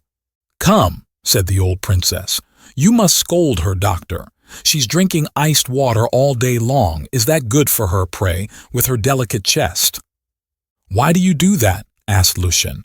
"Why, what effect could it have?" "What effect? You might get a chill and die." "Truly, do you mean it? Very well, so much the better." "A fine idea," muttered the doctor. The old princess had gone out. "Yes, a fine idea," repeated Zinaida. "Is life such a festive affair? Just look about you. Is it nice, eh? Or do you imagine I don't understand it and don't feel it? It gives me pleasure, drinking iced water. And can you seriously assure me that such a life is worth too much to be risked for an instant's pleasure? Happiness I won't even talk about." "Oh, very well," remarked Lucien. "Caprice and irresponsibility. Those two words sum you up. Your whole nature's contained in those two words." Zinaida laughed nervously. "You're late for the post, my dear doctor. You don't keep a good lookout. You're behind the times. Put on your spectacles. I'm in no capricious humor now. To make fools of you, to make a fool of myself. Much fun there is in that. And as for irresponsibility, Monsieur Voldemar," Zinaida added suddenly, stamping, "don't make such a melancholy face. I can't endure people to pity me." She went quickly out of the room. "It's bad for you, very bad for you, this atmosphere, young man," Lucien said to me once more. Chapter 11. On the evening of the same day, the usual guests were assembled at the Zasyekins. I was among them.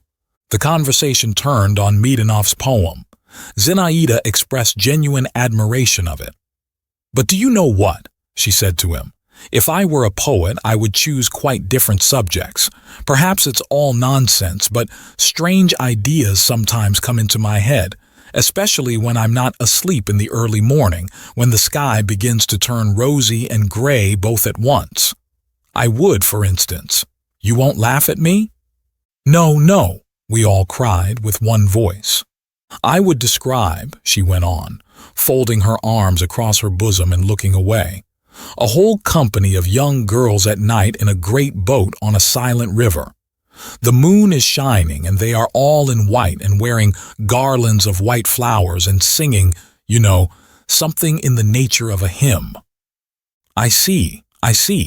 Go on," Maidanov commented with dreamy significance. "All of a sudden, loud clamor, laughter, torches, tambourines on the bank. It's a troupe of bacchantes dancing with songs and cries. It's your business to make a picture of it, Mr. Poet. Only I should like the torches to be red and to smoke a great deal, and the bacchantes' eyes to gleam under their wreaths, and the wreaths to be dusky. Don't forget the tiger skins, too, and goblets and gold, lots of gold." "Where ought the gold to be?" asked Maidanov, tossing back his sleek hair and distending his nostrils. "Where? On their shoulders and arms and legs, everywhere. They say in ancient times women wore gold rings on their ankles. The bacchantes call the girls in the boat to them. The girls have ceased singing their hymn. They cannot go on with it, but they do not stir. The river carries them to the bank. And suddenly, one of them slowly rises. This you must describe nicely, how she slowly gets up in the moonlight and how her companions are afraid. She steps over the edge of the boat. The bacchantes surround her, whirl her away into night and darkness. Here, put in smoke and clouds and everything in confusion. There is nothing but the sound of their shrill cry, and her wreath left lying on the bank." Zinaida ceased. "Oh, she is in love," I thought again. "And is that all?" asked Maidanov. "That's all." "That can't be the subject of a whole poem," he observed pompously, "but I will make use of your idea for a lyrical fragment." "In the romantic style?" queried Malevsky. "Of course, in the romantic style, Byronic." "Well, to my mind, Hugo beats Byron," the young count observed negligently. "He's more interesting." "Hugo is a writer of the first class," replied Maidanov. "And my friend Tonkoshev, in his Spanish romance, El Trovador. Ah, is that the book with the question marks turned upside down? Zinaida interrupted. Yes, that's the custom with the Spanish. I was about to observe that toncochive. Come, you're going to argue about classicism and romanticism again. Zinaida interrupted him a second time. We'd much better play. Forfeits? Put in Lushan. No, forfeits are a bore at comparisons. This game Zinaida had invented herself. Some object was mentioned. Everyone tried to compare it with something, and the one who chose the best comparison got a prize. She went up to the window. The sun was just setting. High up in the sky were large red clouds. What are those clouds like? Questioned Zinaida, and without waiting for our answer, she said, I think they are like the purple sails on the golden ship of Cleopatra when she sailed to meet Antony. Do you remember, Needanoff? You were telling me about it not long ago. All of us, like Polonius in Hamlet, opined that the clouds recalled nothing so much as those sails, and that not one of us could discover a better comparison. And how old was Antony then? Inquired Zinaida. A young man, no doubt, observed Milevsky. Yes, a young man, Maidanoff chimed in confirmation. Excuse me, cried Lushin. He was over 40. Over 40, repeated Zinaida, giving him a rapid glance. I soon went home. She is in love, my lips unconsciously repeated. But with whom? Chapter 12. The days passed by.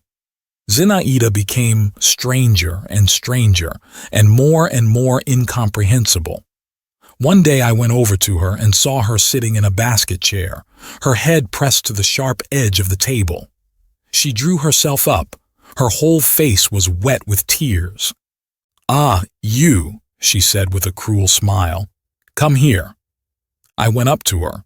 She put her hand on my head and suddenly, catching hold of my hair, began pulling it. It hurts me, I said at last. Ah, does it? And do you suppose nothing hurts me? She replied. I, she cried suddenly, seeing she had pulled a little tuft of hair out. What have I done? Poor Monsieur Voldemar. She carefully smoothed the hair she had torn out, stroked it round her finger, and twisted it into a ring. I shall put your hair in a locket and wear it round my neck, she said, while the tears still glittered in her eyes. That will be some small consolation to you, perhaps. And now goodbye. I went home and found an unpleasant state of things there. My mother was having a scene with my father. She was reproaching him with something, while he, as his habit was, maintained a polite and chilly silence and soon left her. I could not hear what my mother was talking of, and indeed I had no thought to spare for the subject. I only remember that when the interview was over she sent for me to her room, and referred with great displeasure to the frequent visits I paid the princess, who was, in her words, une femme capable de tout. I kissed her hand. This was what I always did when I wanted to cut short a conversation, and went off to my room. Zinaida's tears had completely overwhelmed me. I positively did not know what to think and was ready to cry myself. I was a child after all, in spite of my 16 years. I had now given up thinking about Milevsky, though Byelovzorov looked more and more threatening every day and glared at the wily count like a wolf at a sheep. But I thought of nothing and of no one. I was lost in imaginings and was always seeking seclusion and solitude. I was particularly fond of the ruined greenhouse. I would climb up on the high wall and perch myself and sit there, such an unhappy, lonely and melancholy youth that I felt sorry for myself. And how consolatory were those mournful sensations, how I reveled in them. One day I was sitting on the wall looking into the distance and listening to the ringing of the bells.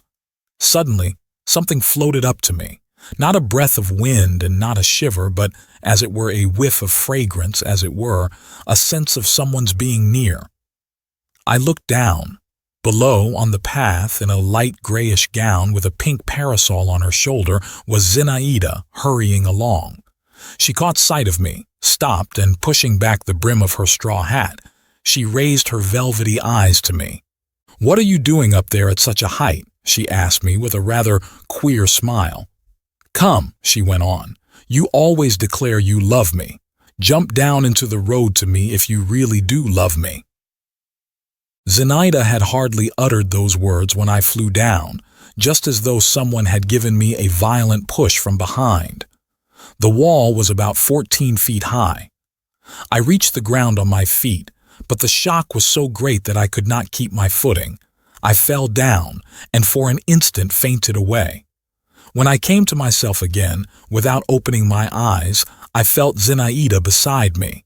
"My dear boy," she was saying, bending over me, and there was a note of alarmed tenderness in her voice. "How could you do it, dear? How could you obey? You know I love you. Get up." Her bosom was heaving close to me, her hands were caressing my head, and suddenly, what were my emotions at that moment? Her soft, fresh lips began covering my face with kisses. They touched my lips. But then Zinaida probably guessed by the expression of my face that I had regained consciousness. Though I still kept my eyes closed, and rising rapidly to her feet, she said, "Come, get up, naughty boy, silly. Why are you lying in the dust?" I got up. "Give me my parasol," said Zinaida. "I threw it down somewhere, and don't stare at me like that. What ridiculous nonsense. You're not hurt, are you? Stung by the nettles, I dare say? Don't stare at me, I tell you." "But he doesn't understand. He doesn't answer," she added as though to herself.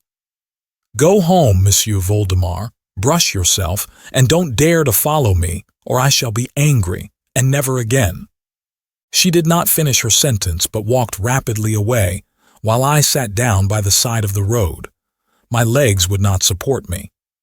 The nettles had stung my hands, my back ached, and my head was giddy.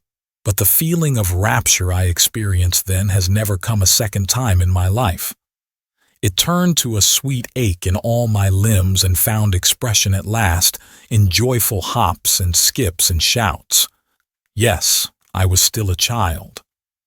Chapter 13. I was so proud and light-hearted all that day. I so vividly retained on my face the feeling of Zinaida's kisses. With such a shudder of delight I recalled every word she had uttered.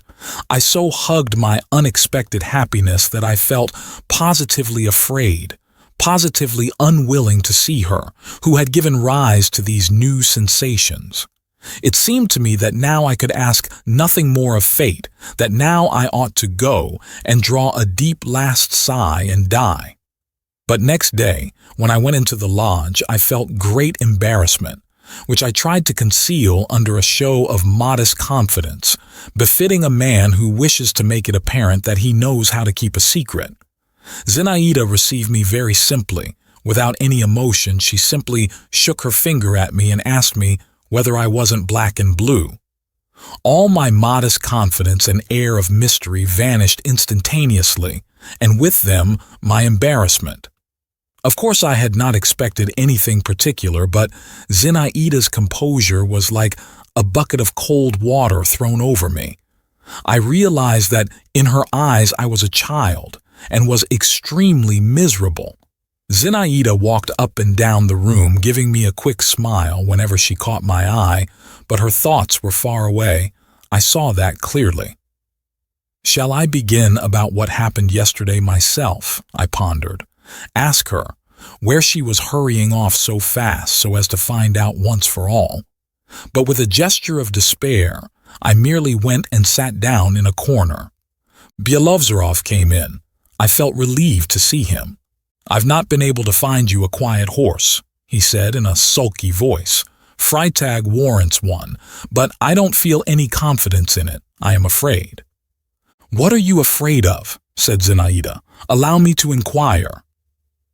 Circumflex. "What am I afraid of? Why, you don't know how to ride.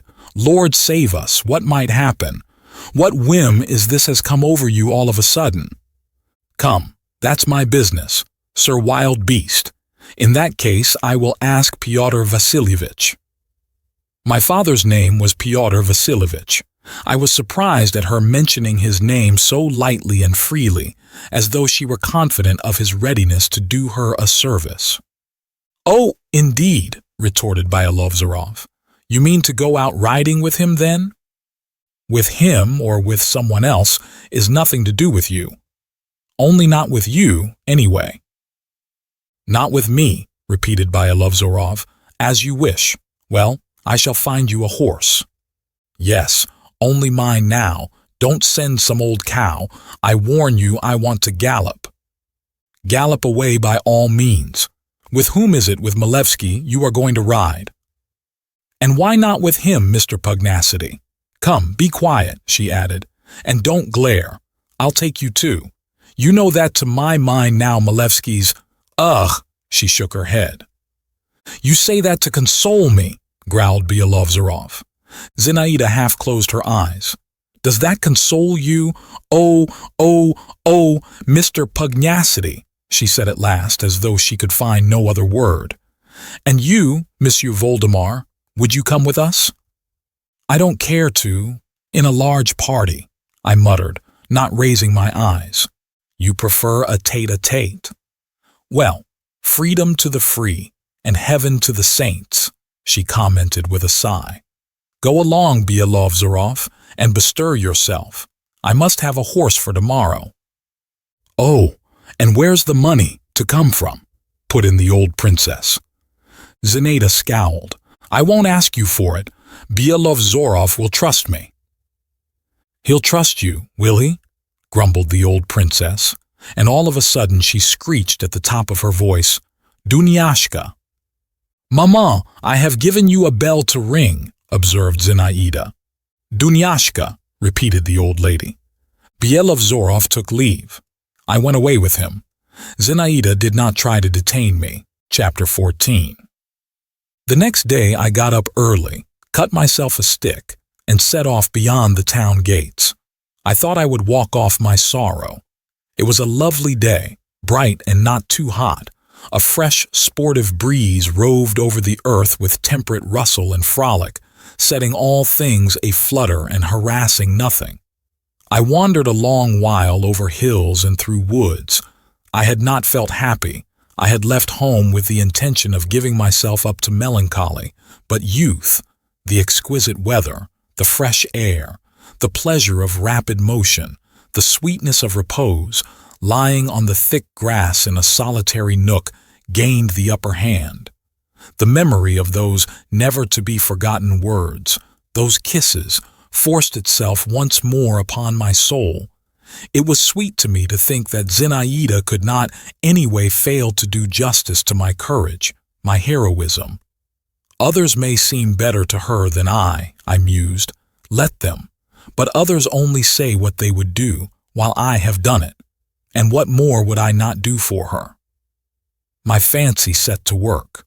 I began picturing to myself how I would save her from the hands of enemies, how, covered with blood, I would tear her by force from prison and expire at her feet.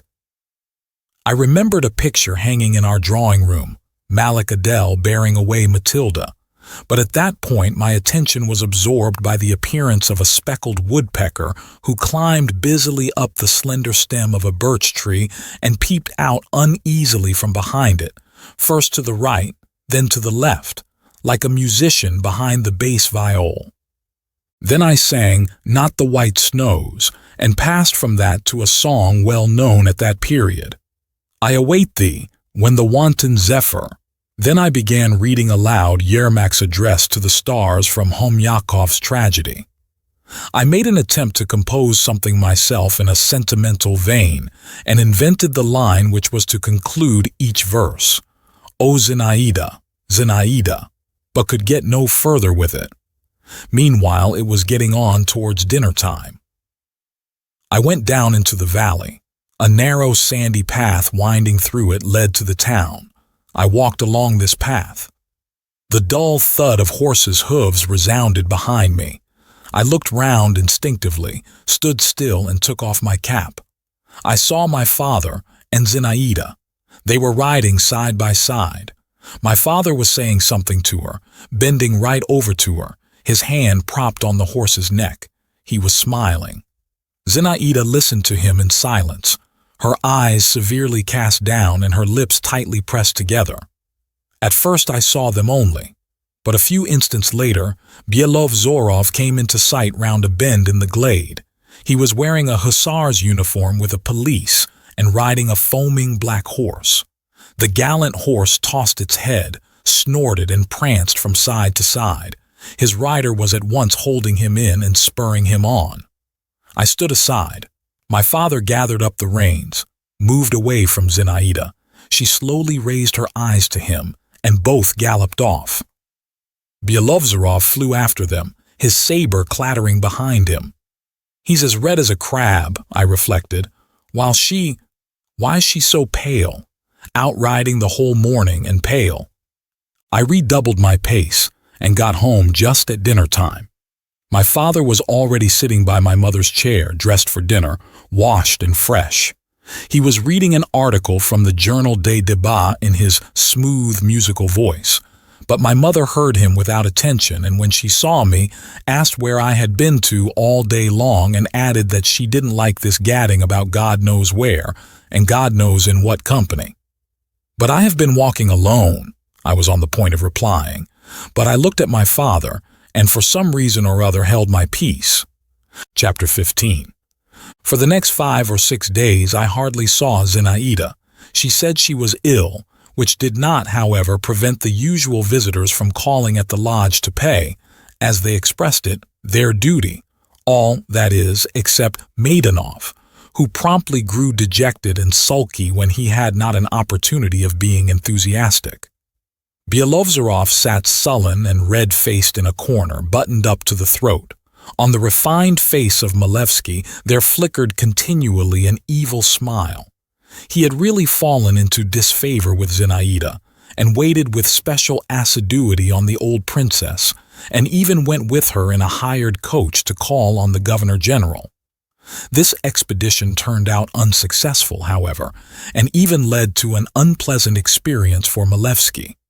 He was reminded of some scandal to do with certain officers of the engineers, and was forced in his explanations to plead his youth and inexperience at the time. Lushin came twice a day, but did not stay long. I was rather afraid of him after our last unreserved conversation, and at the same time felt a genuine attraction to him. He went a walk with me one day in the Neskuchny Gardens, was very good-natured and nice, told me the names and properties of various plants and flowers, and suddenly, apropos of nothing at all, cried, hitting himself on his forehead, and I, poor fool, thought her a flirt. It's clear self-sacrifice is sweet for some people. "What do you mean by that?" I inquired. "I don't mean to tell you anything," Lushin replied abruptly. Zinaida avoided me. My presence, I could not help noticing it, affected her disagreeably. She involuntarily turned away from me, involuntarily. That was what was so bitter, that was what crushed me. But there was no help for it, and I tried not to cross her path, and only to watch her from a distance in which I was not always successful. As before, something incomprehensible was happening to her. Her face was different. She was different altogether. I was specially struck by the change that had taken place in her one warm, still evening. I was sitting on a low garden bench under a spreading elder bush. I was fond of that nook. I could see from there the window of Zinaida's room. I sat there. Over my head a little bird was busily hopping about in the darkness of the leaves. A gray cat, stretching herself at full length, crept warily about the garden, and the first beetles were heavily droning in the air, which was still clear, though it was not light. I sat and gazed at the window and waited to see if it would open. It did open, and Zinaida appeared at it. She had on a white dress, and she herself, her face, shoulders, and arms were pale to whiteness. She stayed a long while without moving, and looked out straight before her from under her knitted brows. I had never known such a look on her. Then she clasped her hands tightly, raised them to her lips, to her forehead, and suddenly pulling her fingers apart, she pushed back her hair behind her ears, tossed it, and with a sort of determination nodded her head and slammed to the window. 3 days later, she met me in the garden. I was turning away, but she stopped me of herself. "Give me your arm," she said to me with her old affectionateness. "It's a long while since we have had a talk together." I stole a look at her. Her eyes were full of a soft light, and her face seemed as it were smiling through a mist. "Are you still not well?" I asked her. "No, that's all over now," she answered, and she picked a small red rose. "I am a little tired, but that too will pass off." "And will you be as you used to be again?" I asked. Zinaida put the rose up to her face, and I fancied the reflection of its bright petals had fallen on her cheeks. "Why, am I changed?" she questioned me. "Yes, you are changed," I answered in a low voice. "I have been cold to you, I know," began Zinaida, "but you mustn't pay attention to that. I couldn't help it. Come, why talk about it?" "You don't want me to love you, that's what it is," I cried gloomily, in an involuntary outburst. "No, love me, but not as you did. How then? Let us be friends. Come now." Zinaida gave me the rose to smell. "Listen, you know I'm much older than you. I might be your aunt, really. Well, not your aunt, but an older sister. And you—" "You think me a child," I interrupted. "Well, yes, a child, but a dear, good, clever one, whom I love very much. Do you know what? From this day forth I confer on you the rank of page to me. And don't you forget that pages have to keep close to their ladies. Here is the token of your new dignity," she added, sticking the rose in the buttonhole of my jacket, "the token of my favor." "I once received other favors from you," I muttered. "Ah," commented Zinaida, and she gave me a sidelong look. "What a memory he has. Well, I'm quite ready now." And stooping to me, she imprinted on my forehead a pure, tranquil kiss. I only looked at her while she turned away and saying, "Follow me, my page," went into the lodge. I followed her, all in amazement. Can this gentle, reasonable girl, I thought, be the Zinaida I used to know? I fancied her very walk was quieter, her whole figure statelier and more graceful. And mercy! With what fresh force love burned within me. Chapter 16. After dinner, the usual party assembled again at the lodge, and the young princess came out to them. All were there in full force, just as on that first evening which I never forgot. Even Nirmatsky had limped to see her. Midanov came this time earliest of all. He brought some new verses. The games of forfeits began again, but without the strange pranks, the practical jokes and noise. The gypsy element had vanished. Zinaida gave a different tone to the proceedings. I sat beside her by virtue of my office as page. Among other things, she proposed that anyone who had to pay a forfeit should tell his dream, but this was not successful. The dreams were either uninteresting. Bielovzorov had dreamed that he fed his mare on carp and that she had a wooden head, or unnatural and invented. Midanov regaled us with a regular romance. There were sepulchres in it, and angels with lyres, and talking flowers and music wafted from afar.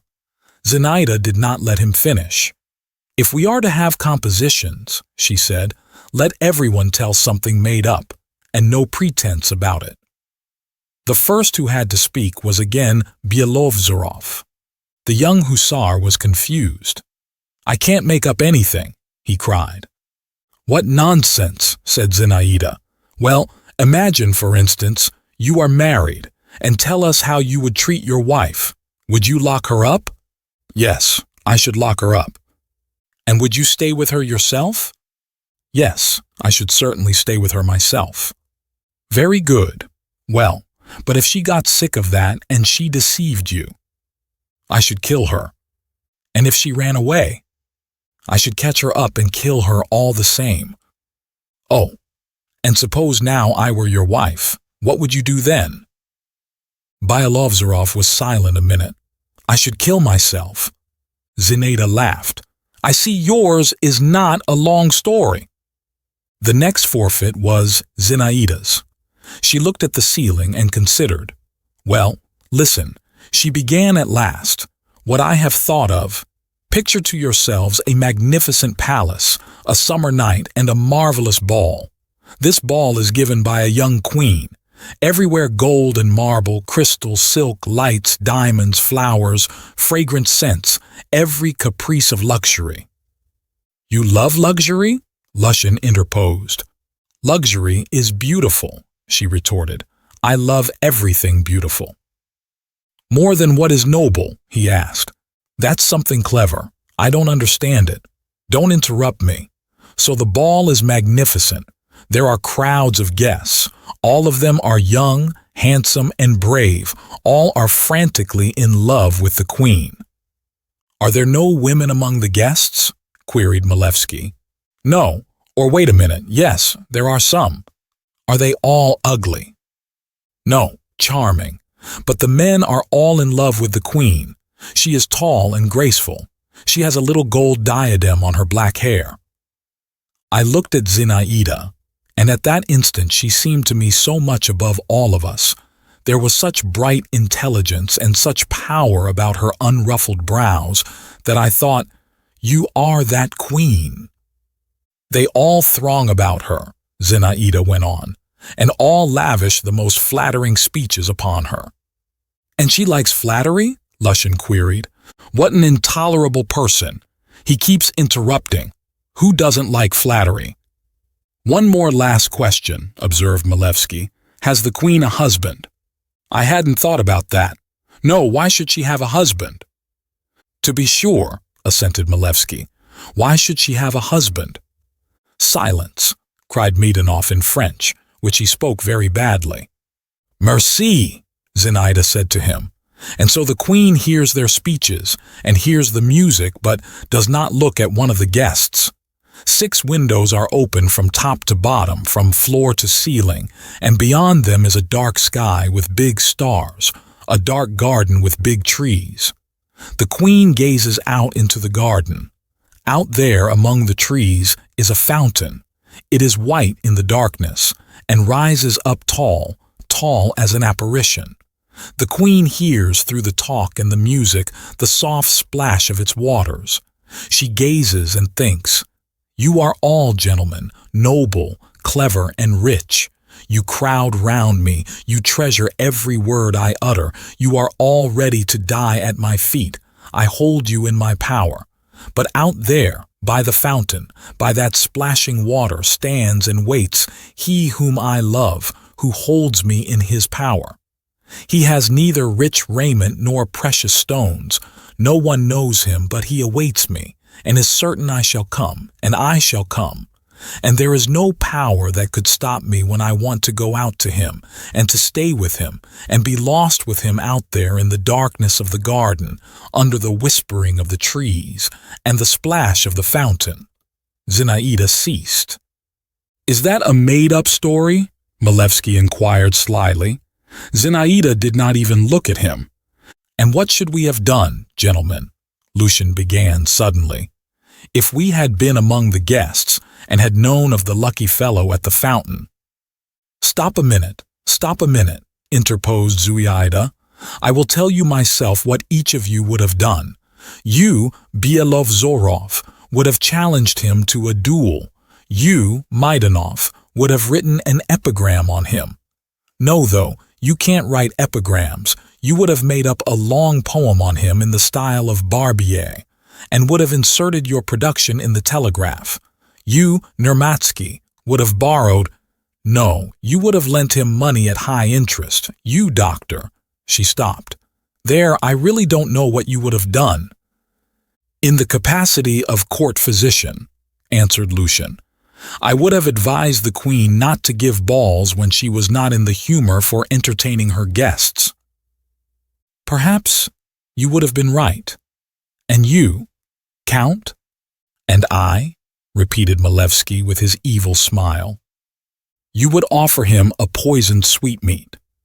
Malevsky's face changed slightly and assumed for an instant a Jewish expression, but he laughed directly. "And as for you, Voldemar," Zinaida went on, "but that's enough, though. Let us play another game."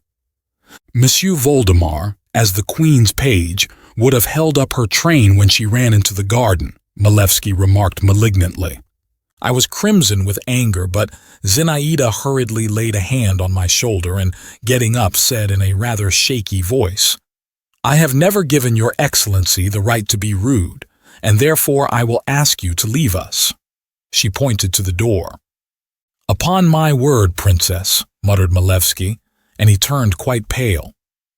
"The Princess is right," cried Belovzerov, and he too rose. "Good God, I'd not the least idea," Malevsky went on. "In my words there was nothing, I think, that could— I had no notion of offending you. Forgive me." Zinaida looked him up and down coldly and coldly smiled. "Stay then, certainly," she pronounced with a careless gesture of her arm. "Monsieur Voldemar and I were needlessly incensed.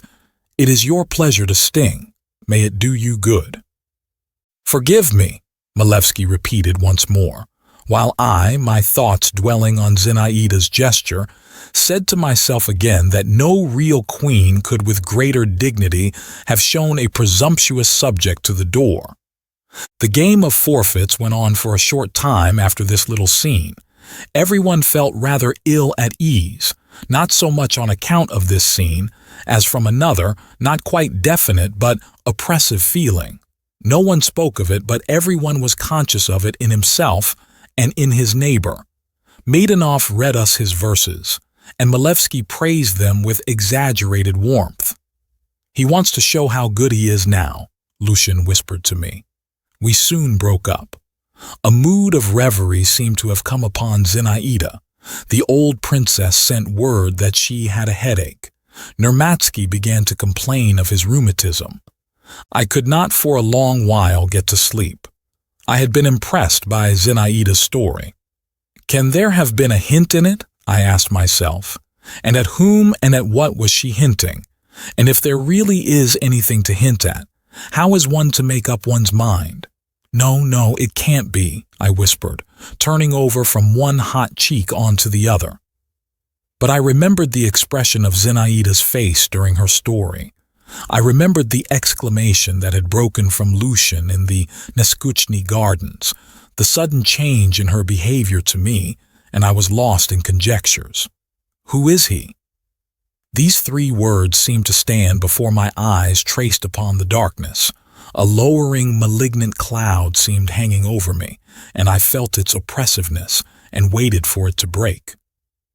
I had grown used to many things of late. I had learned much from what I had seen at the Zasyekins, their disorderly ways, tallow candle ends, broken knives and forks, grumpy Vonifati and shabby maidservants, the manners of the old princess. All their strange mode of life no longer struck me. But what I was dimly discerning now in Zinaida, I could never get used to. An adventuress, my mother had said of her one day. An adventuress, she, my idol, my divinity? This word stabbed me. I tried to get away from it into my pillow. I was indignant. And at the same time, what would I not have agreed to? What would I not have given only to be that lucky fellow at the fountain? My blood was on fire and boiling within me. The garden, the fountain, I mused. I will go into the garden. I dressed quickly and slipped out of the house. The night was dark. The trees scarcely whispered. A soft, chill air breathed down from the sky. A smell of fennel trailed across from the kitchen garden. I went through all the walks. The light sound of my own footsteps at once confused and emboldened me. I stood still, waited and heard my heart beating fast and loudly. At last, I went up to the fence and leaned against the thin bar. Suddenly, or was it my fancy, a woman's figure flashed by, a few paces from me. I strained my eyes eagerly into the darkness. I held my breath. What was that? Did I hear steps, or was it my heart beating again? Who is here? I faltered, hardly audibly. What was that again? A smothered laugh, or a rustling in the leaves, or a sigh just at my ear? I felt afraid. "Who is here?" I repeated still more softly. The air blew in a gust for an instant. A streak of fire flashed across the sky. It was a star falling. "Zinaida!" I wanted to call, but the word died away on my lips, and all at once everything became profoundly still around, as is often the case in the middle of the night. Even the grasshoppers ceased their churr in the trees. Only a window rattled somewhere. I stood, and then went back to my room, to my chilled bed. I felt a strange sensation, as though I had gone to a tryst and had been left lonely and had passed close by another's happiness. Chapter 17. The following day, I only had a passing glimpse of Zinaida. She was driving somewhere with the old princess in a cab, but I saw Lucien, who, however, barely vouchsafed me a greeting, and Malevsky. The young count grinned and began affably talking to me. Of all those who visited at the lodge, he alone had succeeded in forcing his way into our house and had favorably impressed my mother. My father did not take to him and treated him with a civility almost insulting. "Ah, Monsieur Lepage," began Malevsky, "delighted to meet you. What is your lovely queen doing?" His fresh, handsome face was so detestable to me at that moment, and he looked at me with such contemptuous amusement that I did not answer him at all. "Are you still angry?" he went on. "You've no reason to be. It wasn't I who called you a page, you know, and pages attend queens especially. But allow me to remark that you perform your duties very badly." "How so?" "Pages ought to be inseparable from their mistresses. Pages ought to know everything they do. They ought indeed to watch over them," he added, lowering his voice, "day and night." "What do you mean?" "What do I mean? I express myself pretty clearly, I fancy. Day and night. By day it's not so much matter. It's light and people are about in the daytime, but by night then look out for misfortune. I advise you not to sleep at nights and to watch with all your energies. You remember, in the garden, by night, at the fountain, that's where there's need to look out. You will thank me." Malevsky laughed and turned his back on me. He, most likely, attached no great importance to what he had said to me. He had a reputation for mystifying, and was noted for his power of taking people in at masquerades, which was greatly augmented by the almost unconscious falsity in which his whole nature was steeped. He only wanted to tease me, but every word he uttered was a poison that ran through my veins. The blood rushed to my head. "Ah, so that's it," I said to myself. "Good. So there was reason for me to feel drawn into the garden. That shan't be so." I cried aloud and struck myself on the chest with my fist, though precisely what should not be so I could not have said. Whether Malevsky himself goes into the garden, I thought. He was bragging, perhaps. He has insolence enough for that. Or someone else. The fence of our garden was very low and there was no difficulty in getting over it. Anyway, if anyone falls into my hands, it will be the worse for him. I don't advise anyone to meet me. I will prove to all the world and to her, the traitress, I actually use the word traitress, that I can be revenged.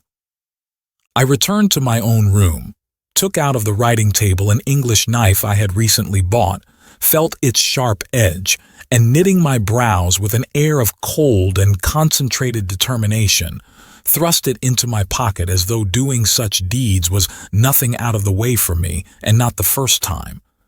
My heart heaved angrily and felt heavy as a stone. All day long I kept a scowling brow and lips tightly compressed, and was continually walking up and down, clutching with my hand in my pocket the knife, which was warm from my grasp, while I prepared myself beforehand for something terrible. These new, unknown sensations so occupied and even delighted me that I hardly thought of Zinaida herself. I was continually haunted by Aleko, the young gypsy. "Where art thou going, young handsome man? Lie there, and then, thou art all besprent with blood. Oh, what hast thou done? Naught. With what a cruel smile I repeated that naught. My father was not at home, but my mother, who had for some time past been in an almost continual state of dumb exasperation, noticed my gloomy and heroic aspect and said to me at supper, "Why are you sulking like a mouse in a meal tub?" I merely smiled condescendingly in reply and thought, if only they knew. It struck 11. I went to my room but did not undress. I waited for midnight. At last it struck. "The time has come," I muttered between my teeth, and buttoning myself up to the throat and even pulling my sleeves up, I went into the garden. I had already fixed on the spot from which to keep watch. At the end of the garden, at the point where the fence, separating our domain from the Zasyekins, joined the common wall, grew a pine tree standing alone. Standing under its low, thick branches, I could see well, as far as the darkness of the night permitted, what took place around. Close by ran a winding path which had always seemed mysterious to me. It coiled like a snake under the fence, which at that point bore traces of having been climbed over, and led to a round arbor formed of thick acacias.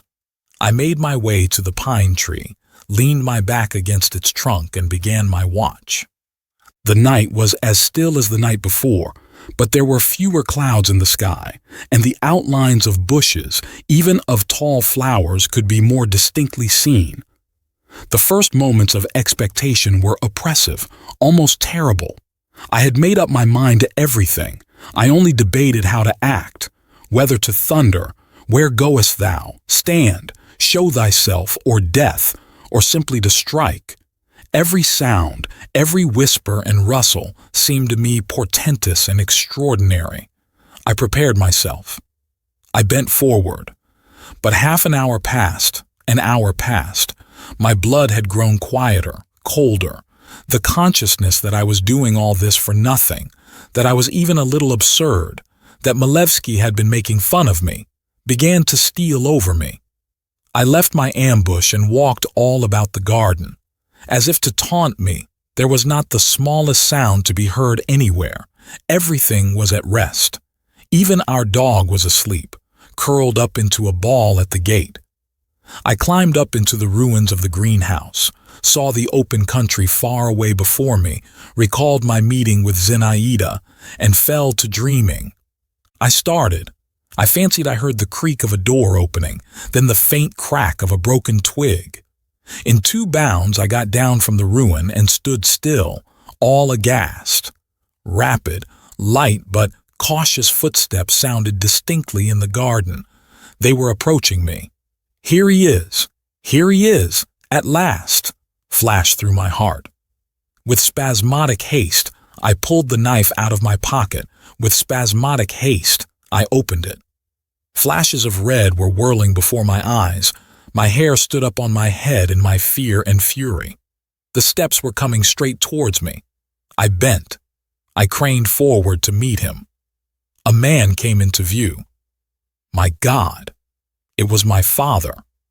I recognized him at once, though he was all muffled up in a dark cloak, and his hat was pulled down over his face. On tiptoe he walked by. He did not notice me, though nothing concealed me. But I was so huddled up and shrunk together that I fancy I was almost on the level of the ground. The jealous Othello, ready for murder, was suddenly transformed into a schoolboy. I was so taken aback by my father's unexpected appearance that, for the first moment, I did not notice where he had come from or in what direction he disappeared. I only drew myself up and thought, why is it my father is walking about in the garden at night, when everything was still again? In my horror, I had dropped my knife in the grass, but I did not even attempt to look for it. I was very much ashamed of myself. I was completely sobered at once. On my way to the house, however, I went up to my seat under the elder tree and looked up at Zinaida's window. The small, slightly convex panes of the window shone dimly blue in the faint light thrown on them by the night sky. All at once, Their color began to change. Behind them, I saw it distinctly. Softly and cautiously, a white blind was let down right to the window frame, and so stayed. "What is that for?" I said aloud, almost involuntarily, when I found myself once more in my room. A dream, a chance, or... The suppositions which suddenly rushed into my head were so new and strange that I did not dare to entertain them. Chapter 18. I got up in the morning with a headache. My emotion of the previous day had vanished. It was replaced by a dreary sense of blankness and a sort of sadness I had not known till then, as though something had died in me. "Why is it you're looking like a rabbit with half its brain removed?" said Lucian on meeting me. At lunch I stole a look first at my father, then at my mother. He was composed as usual. She was, as usual, secretly irritated. I waited to see whether my father would make some friendly remarks to me, as he sometimes did, but he did not even bestow his everyday cold greeting upon me. Shall I tell Zinaida all? I wondered. It's all the same anyway, all is at an end between us. I went to see her, but told her nothing, and indeed I could not even have managed to get a talk with her if I had wanted to. The old princess's son, a cadet of 12 years old, had come from Petersburg for his holidays. Zinaida at once handed her brother over to me. "Here," she said, "my dear Volodya," it was the first time she had used this pet name to me, "is a companion for you. His name is Volodya, too. Please, like him. He is still shy, but he has a good heart. Show him Neskuchny Gardens, go walks with him, take him under your protection. You'll do that, won't you? You're so good, too." She laid both her hands affectionately on my shoulders, and I was utterly bewildered. The presence of this boy transformed me, too, into a boy. I looked in silence at the cadet, who stared as silently at me. Zinaida laughed and pushed us towards each other. "Embrace each other, children." We embraced each other. "Would you like me to show you the garden?" I inquired of the cadet. "If you please," he replied, in the regular cadet's hoarse voice. Zinaida laughed again. I had time to notice that she had never had such an exquisite color in her face before. I set off with the cadet. There was an old-fashioned swing in our garden. I sat him down on the narrow plank seat and began swinging him. He sat rigid in his new little uniform of stout cloth with its broad gold braiding and kept tight hold of the cords. "You'd better unbutton your collar," I said to him. "It's all right. We're used to it," he said, and cleared his throat. He was like his sister. The eyes especially recalled her. I liked being nice to him, and at the same time an aching sadness was gnawing at my heart. Now I certainly am a child, I thought, but yesterday... I remembered where I had dropped my knife the night before and looked for it. The cadet asked me for it, picked a thick stalk of wild parsley, cut a pipe out of it, and began whistling. Othello whistled too. But in the evening how he wept, this Othello in Zinaida's arms, when, seeking him out in a corner of the garden, she asked him why he was so depressed. My tears flowed with such violence that she was frightened. "What is wrong with you? What is it, Volodya?" she repeated. And seeing I made no answer and did not cease weeping, she was about to kiss my wet cheek. But I turned away from her and whispered through my sobs, "I know all. Why did you play with me? What need had you of my love?" "I am to blame, Volodya," said Zinaida. "I am very much to blame," she added, wringing her hands. "How much there is bad and black and sinful in me. But I'm not playing with you now. I love you. You don't even suspect why and how. But what is it you know?" What could I say to her? She stood facing me and looked at me, and I belonged to her altogether from head to foot directly she looked at me. A quarter of an hour later I was running races with the cadet and Zinaida. I was not crying, I was laughing, though my swollen eyelids dropped a tear or two as I laughed. I had Zinaida's ribbon round my neck for a cravat, and I shouted with delight whenever I succeeded in catching her round the waist, She did just as she liked with me. Chapter 19. I should be in a great difficulty if I were forced to describe exactly what passed within me in the course of the week after my unsuccessful midnight expedition. It was a strange, feverish time, a sort of chaos, in which the most violently opposed feelings, thoughts, suspicions, hopes, joys, and sufferings whirled together in a kind of hurricane. I was afraid to look into myself, if a boy of 16 ever can look into himself. I was afraid to take stock of anything. I simply hastened to live through every day till evening, and at night I slept. The light-heartedness of childhood came to my aid. I did not want to know whether I was loved, and I did not want to acknowledge to myself that I was not loved. My father I avoided, but Zinaida I could not avoid. I burnt as in a fire in her presence. But what did I care to know what the fire was in which I burned and melted? It was enough that it was sweet to burn and melt. I gave myself up to all my passing sensations and cheated myself, turning away from memories and shutting my eyes to what I foreboded before me. This weakness would not most likely have lasted long in any case. A thunderbolt cut it all short in a moment, and flung me into a new track altogether. Coming in one day to dinner from a rather long walk, I learnt with amazement that I was to dine alone, that my father had gone away and my mother was unwell, did not want any dinner, and had shut herself up in her bedroom. From the faces of the footmen, I surmised that something extraordinary had taken place. I did not dare to cross-examine them, but I had a friend in the young waiter Philip, who was passionately fond of poetry and a performer on the guitar. I addressed myself to him. From him I learned that a terrible scene had taken place between my father and mother, and every word had been overheard in the maid's room. Much of it had been in French, but Masha, the lady's maid, had lived 5 years with a dressmaker from Paris, and she understood it all. That my mother had reproached my father with infidelity, with an intimacy with the young lady next door, that my father at first had defended himself, but afterwards had lost his temper, and he too had said something cruel, reflecting on her age, which had made my mother cry, that my mother too had alluded to some loan which it seemed had been made to the old princess, and had spoken very ill of her and of the young lady too, and that then my father had threatened her. And all the mischief, continued Philip, came from an anonymous letter, and who wrote it, no one knows, or else there'd have been no reason whatever for the matter to have come out at all. But was there really any ground? I brought out with difficulty, while my hands and feet went cold, and a sort of shudder ran through my inmost being. Philip winked meaningly. There was. There's no hiding those things, for all that your father was careful this time.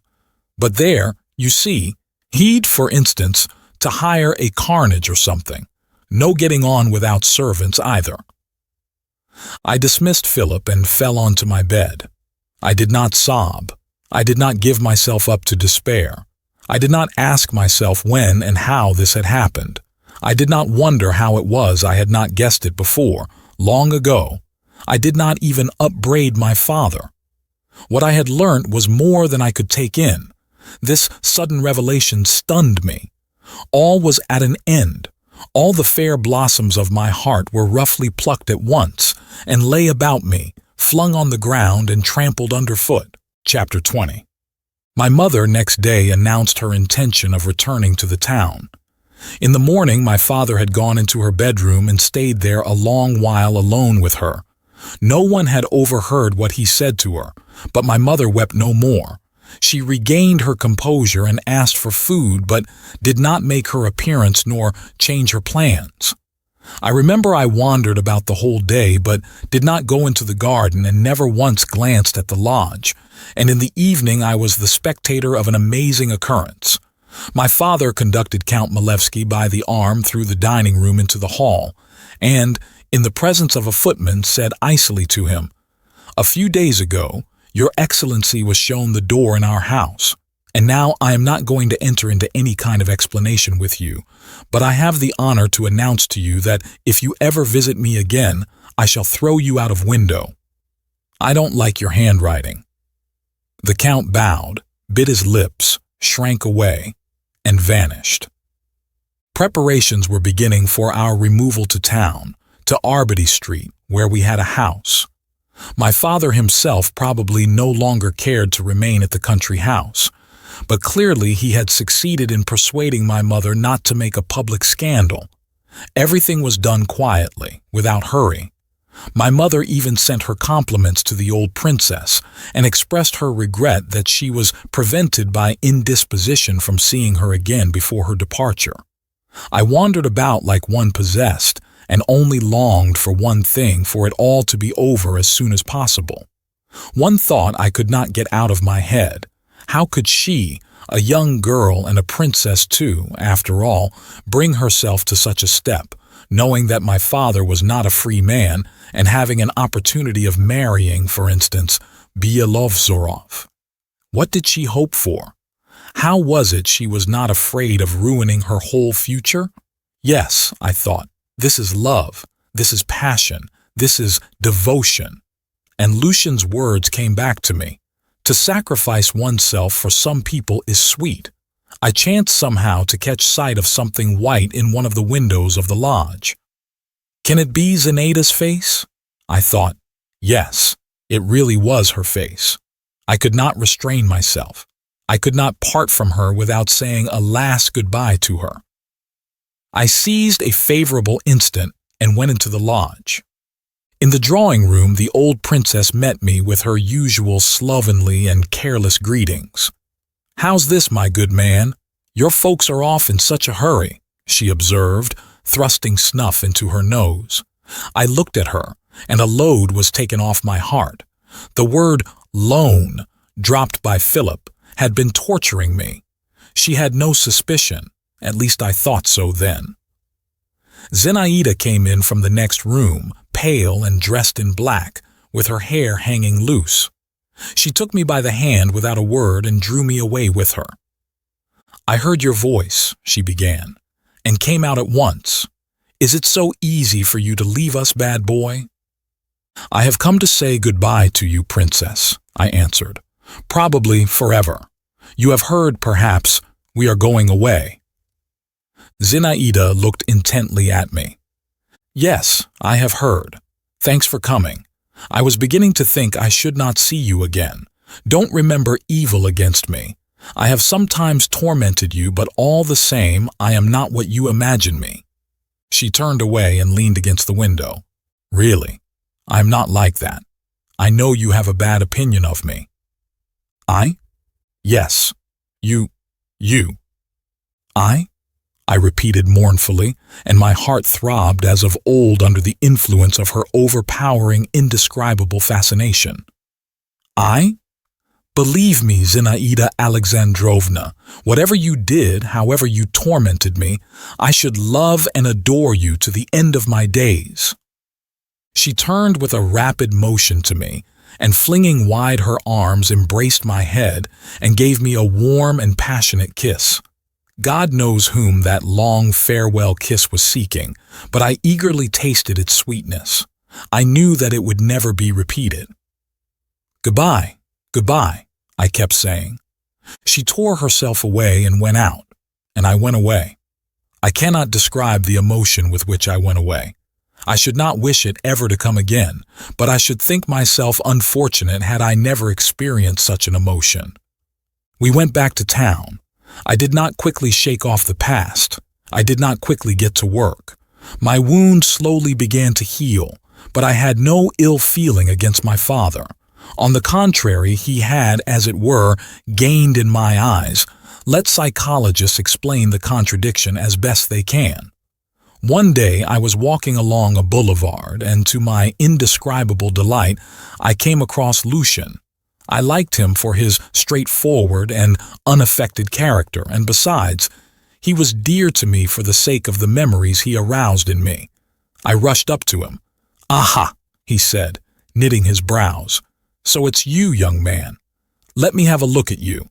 You're still as yellow as ever, but yet there's not the same nonsense in your eyes. You look like a man, not a lapdog. That's good. Well, what are you doing? Working?" I gave a sigh. I did not like to tell a lie while I was ashamed to tell the truth. "Well, never mind," Lucian went on. "Don't be shy. The great thing is to lead a normal life and not be the slave of your passions. What do you get if not? Wherever you are carried by the tide, it's all a bad lookout. A man must stand on his own feet if he can get nothing but a rock to stand on. Here, I've got a cough. And Byelovzorov, have you heard anything of him?" "No. What is it?"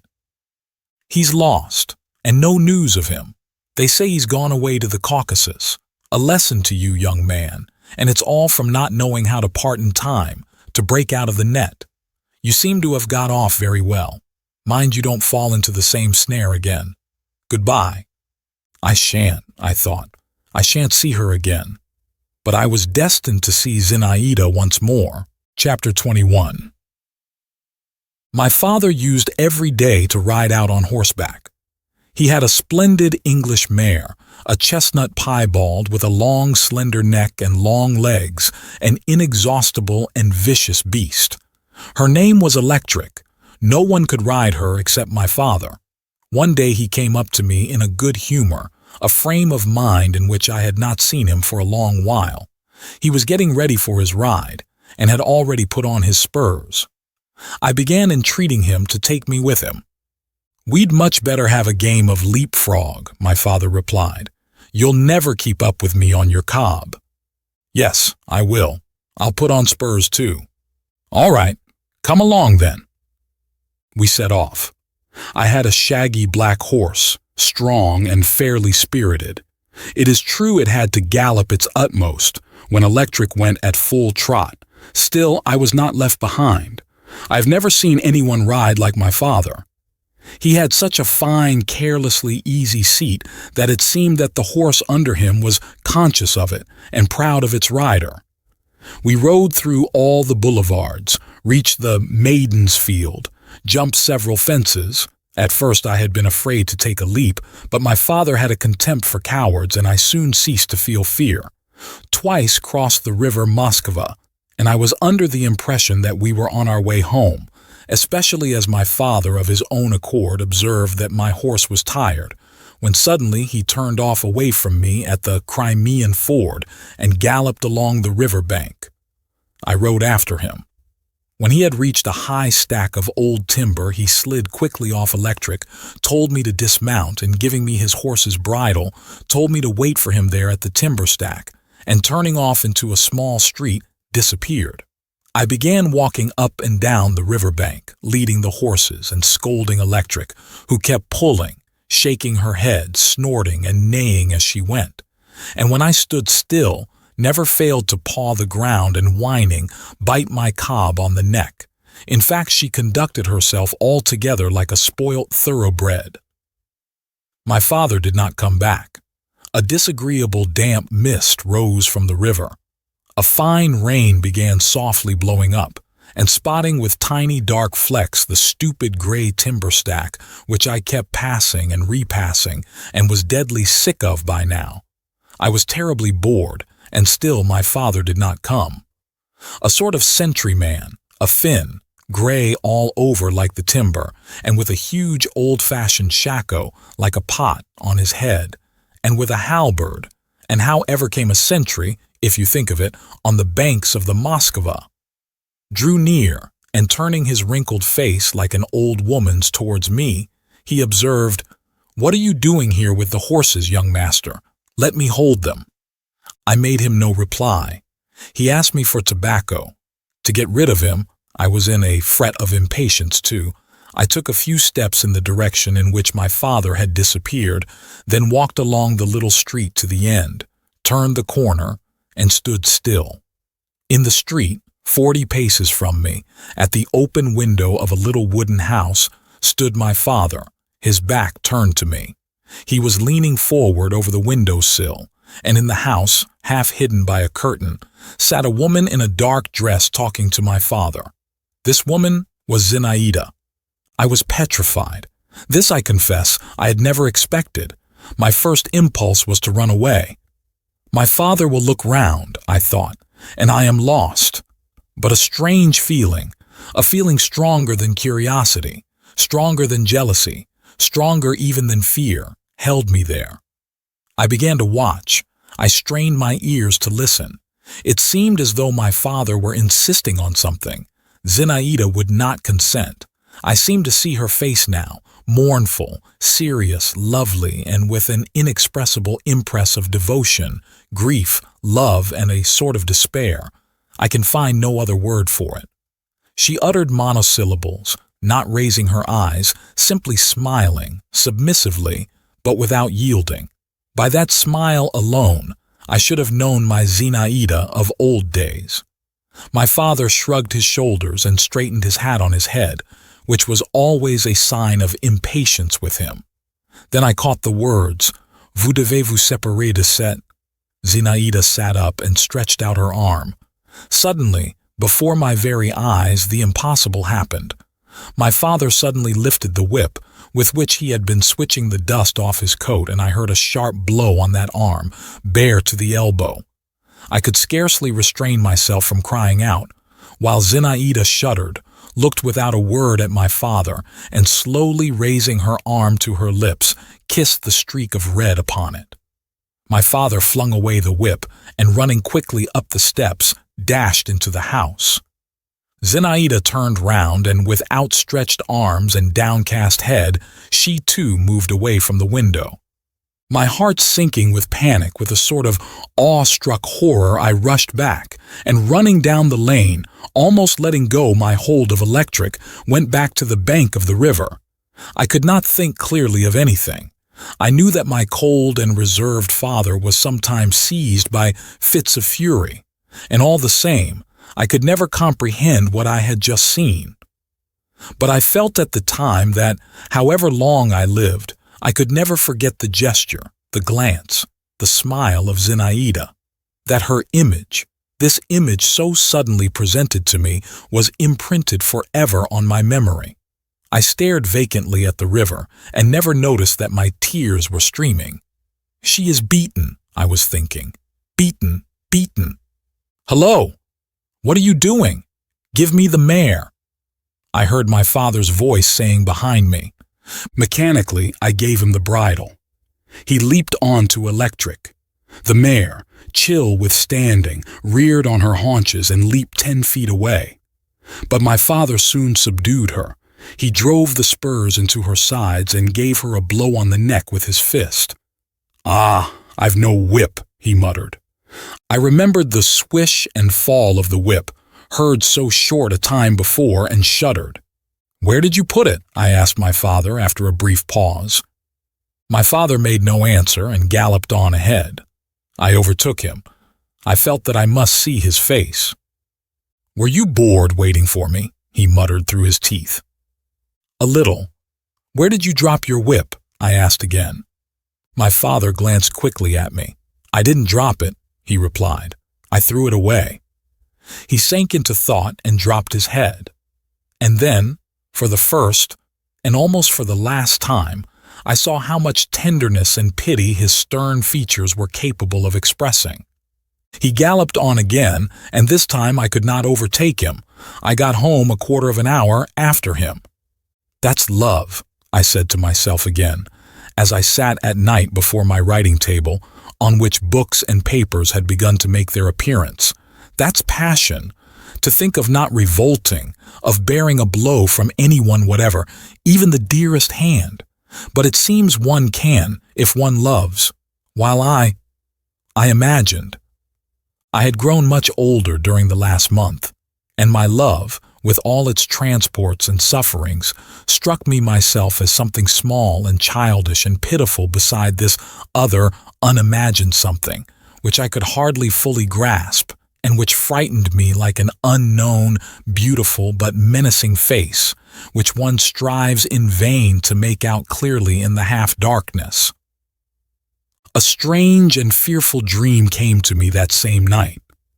I dreamed I went into a low, dark room. My father was standing with a whip in his hand, stamping with anger. In the corner crouched Zinaida, and not on her arm, but on her forehead was a stripe of red, while behind them both towered Bielov-Zorov, covered with blood.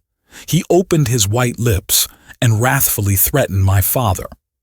2 months later, I entered the university, and within 6 months my father died of a stroke in Petersburg, where he had just moved with my mother and me.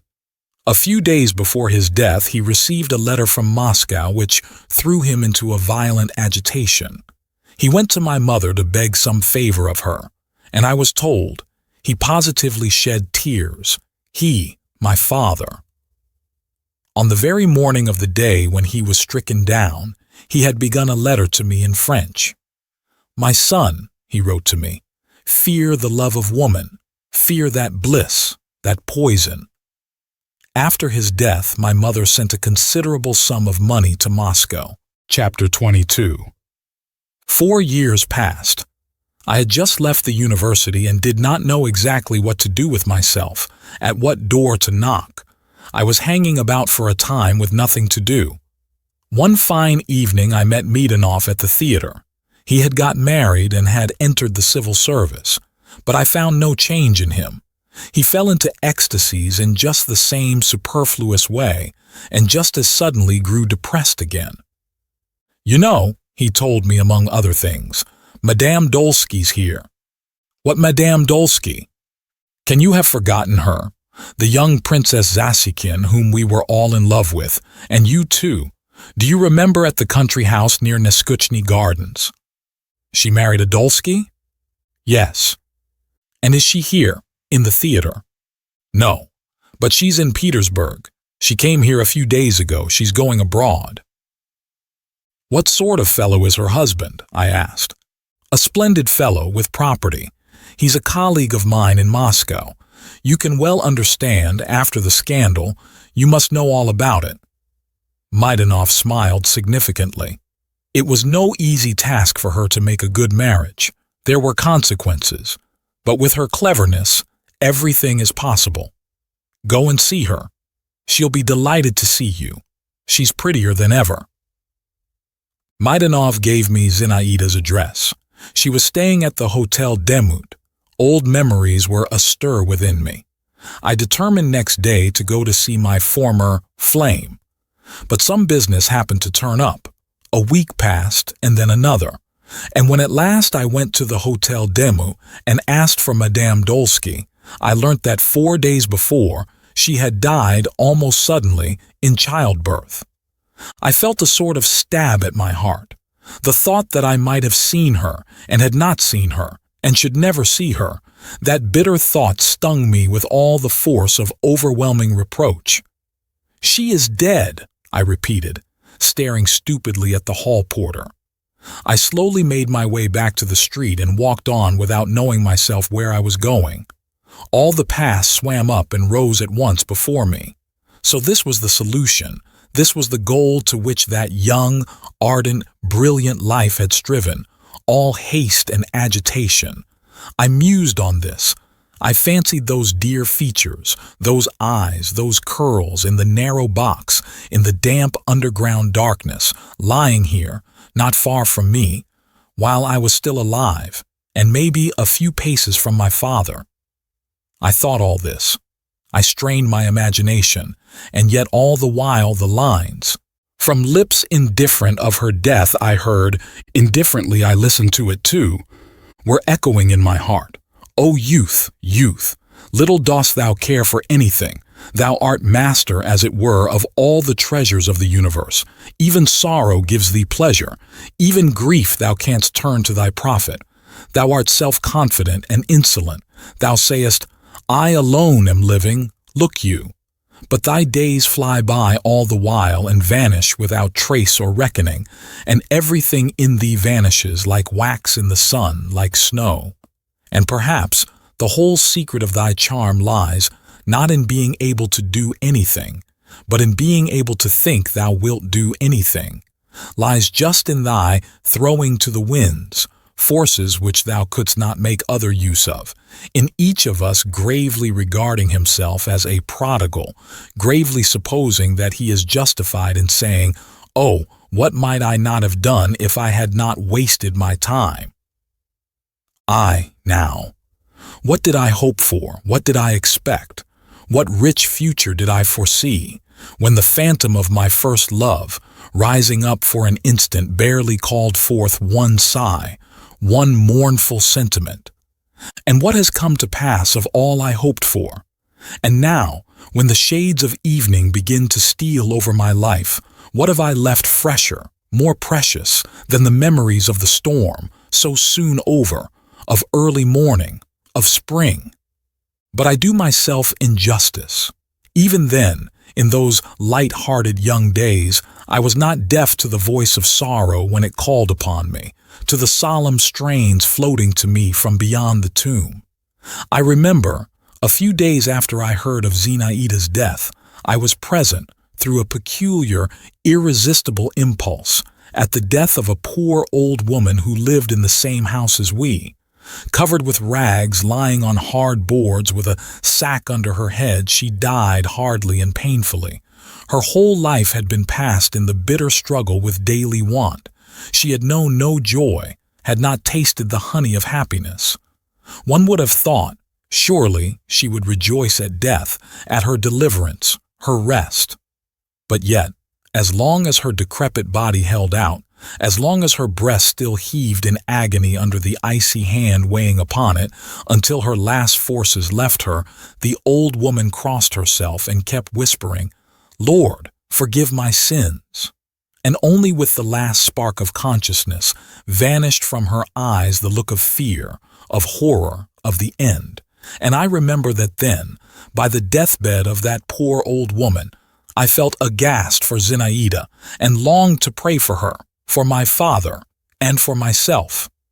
Thank you for joining us on this journey through Ivan Turgenev's First Love. We hope you enjoyed this captivating tale of youthful romance and emotional discovery.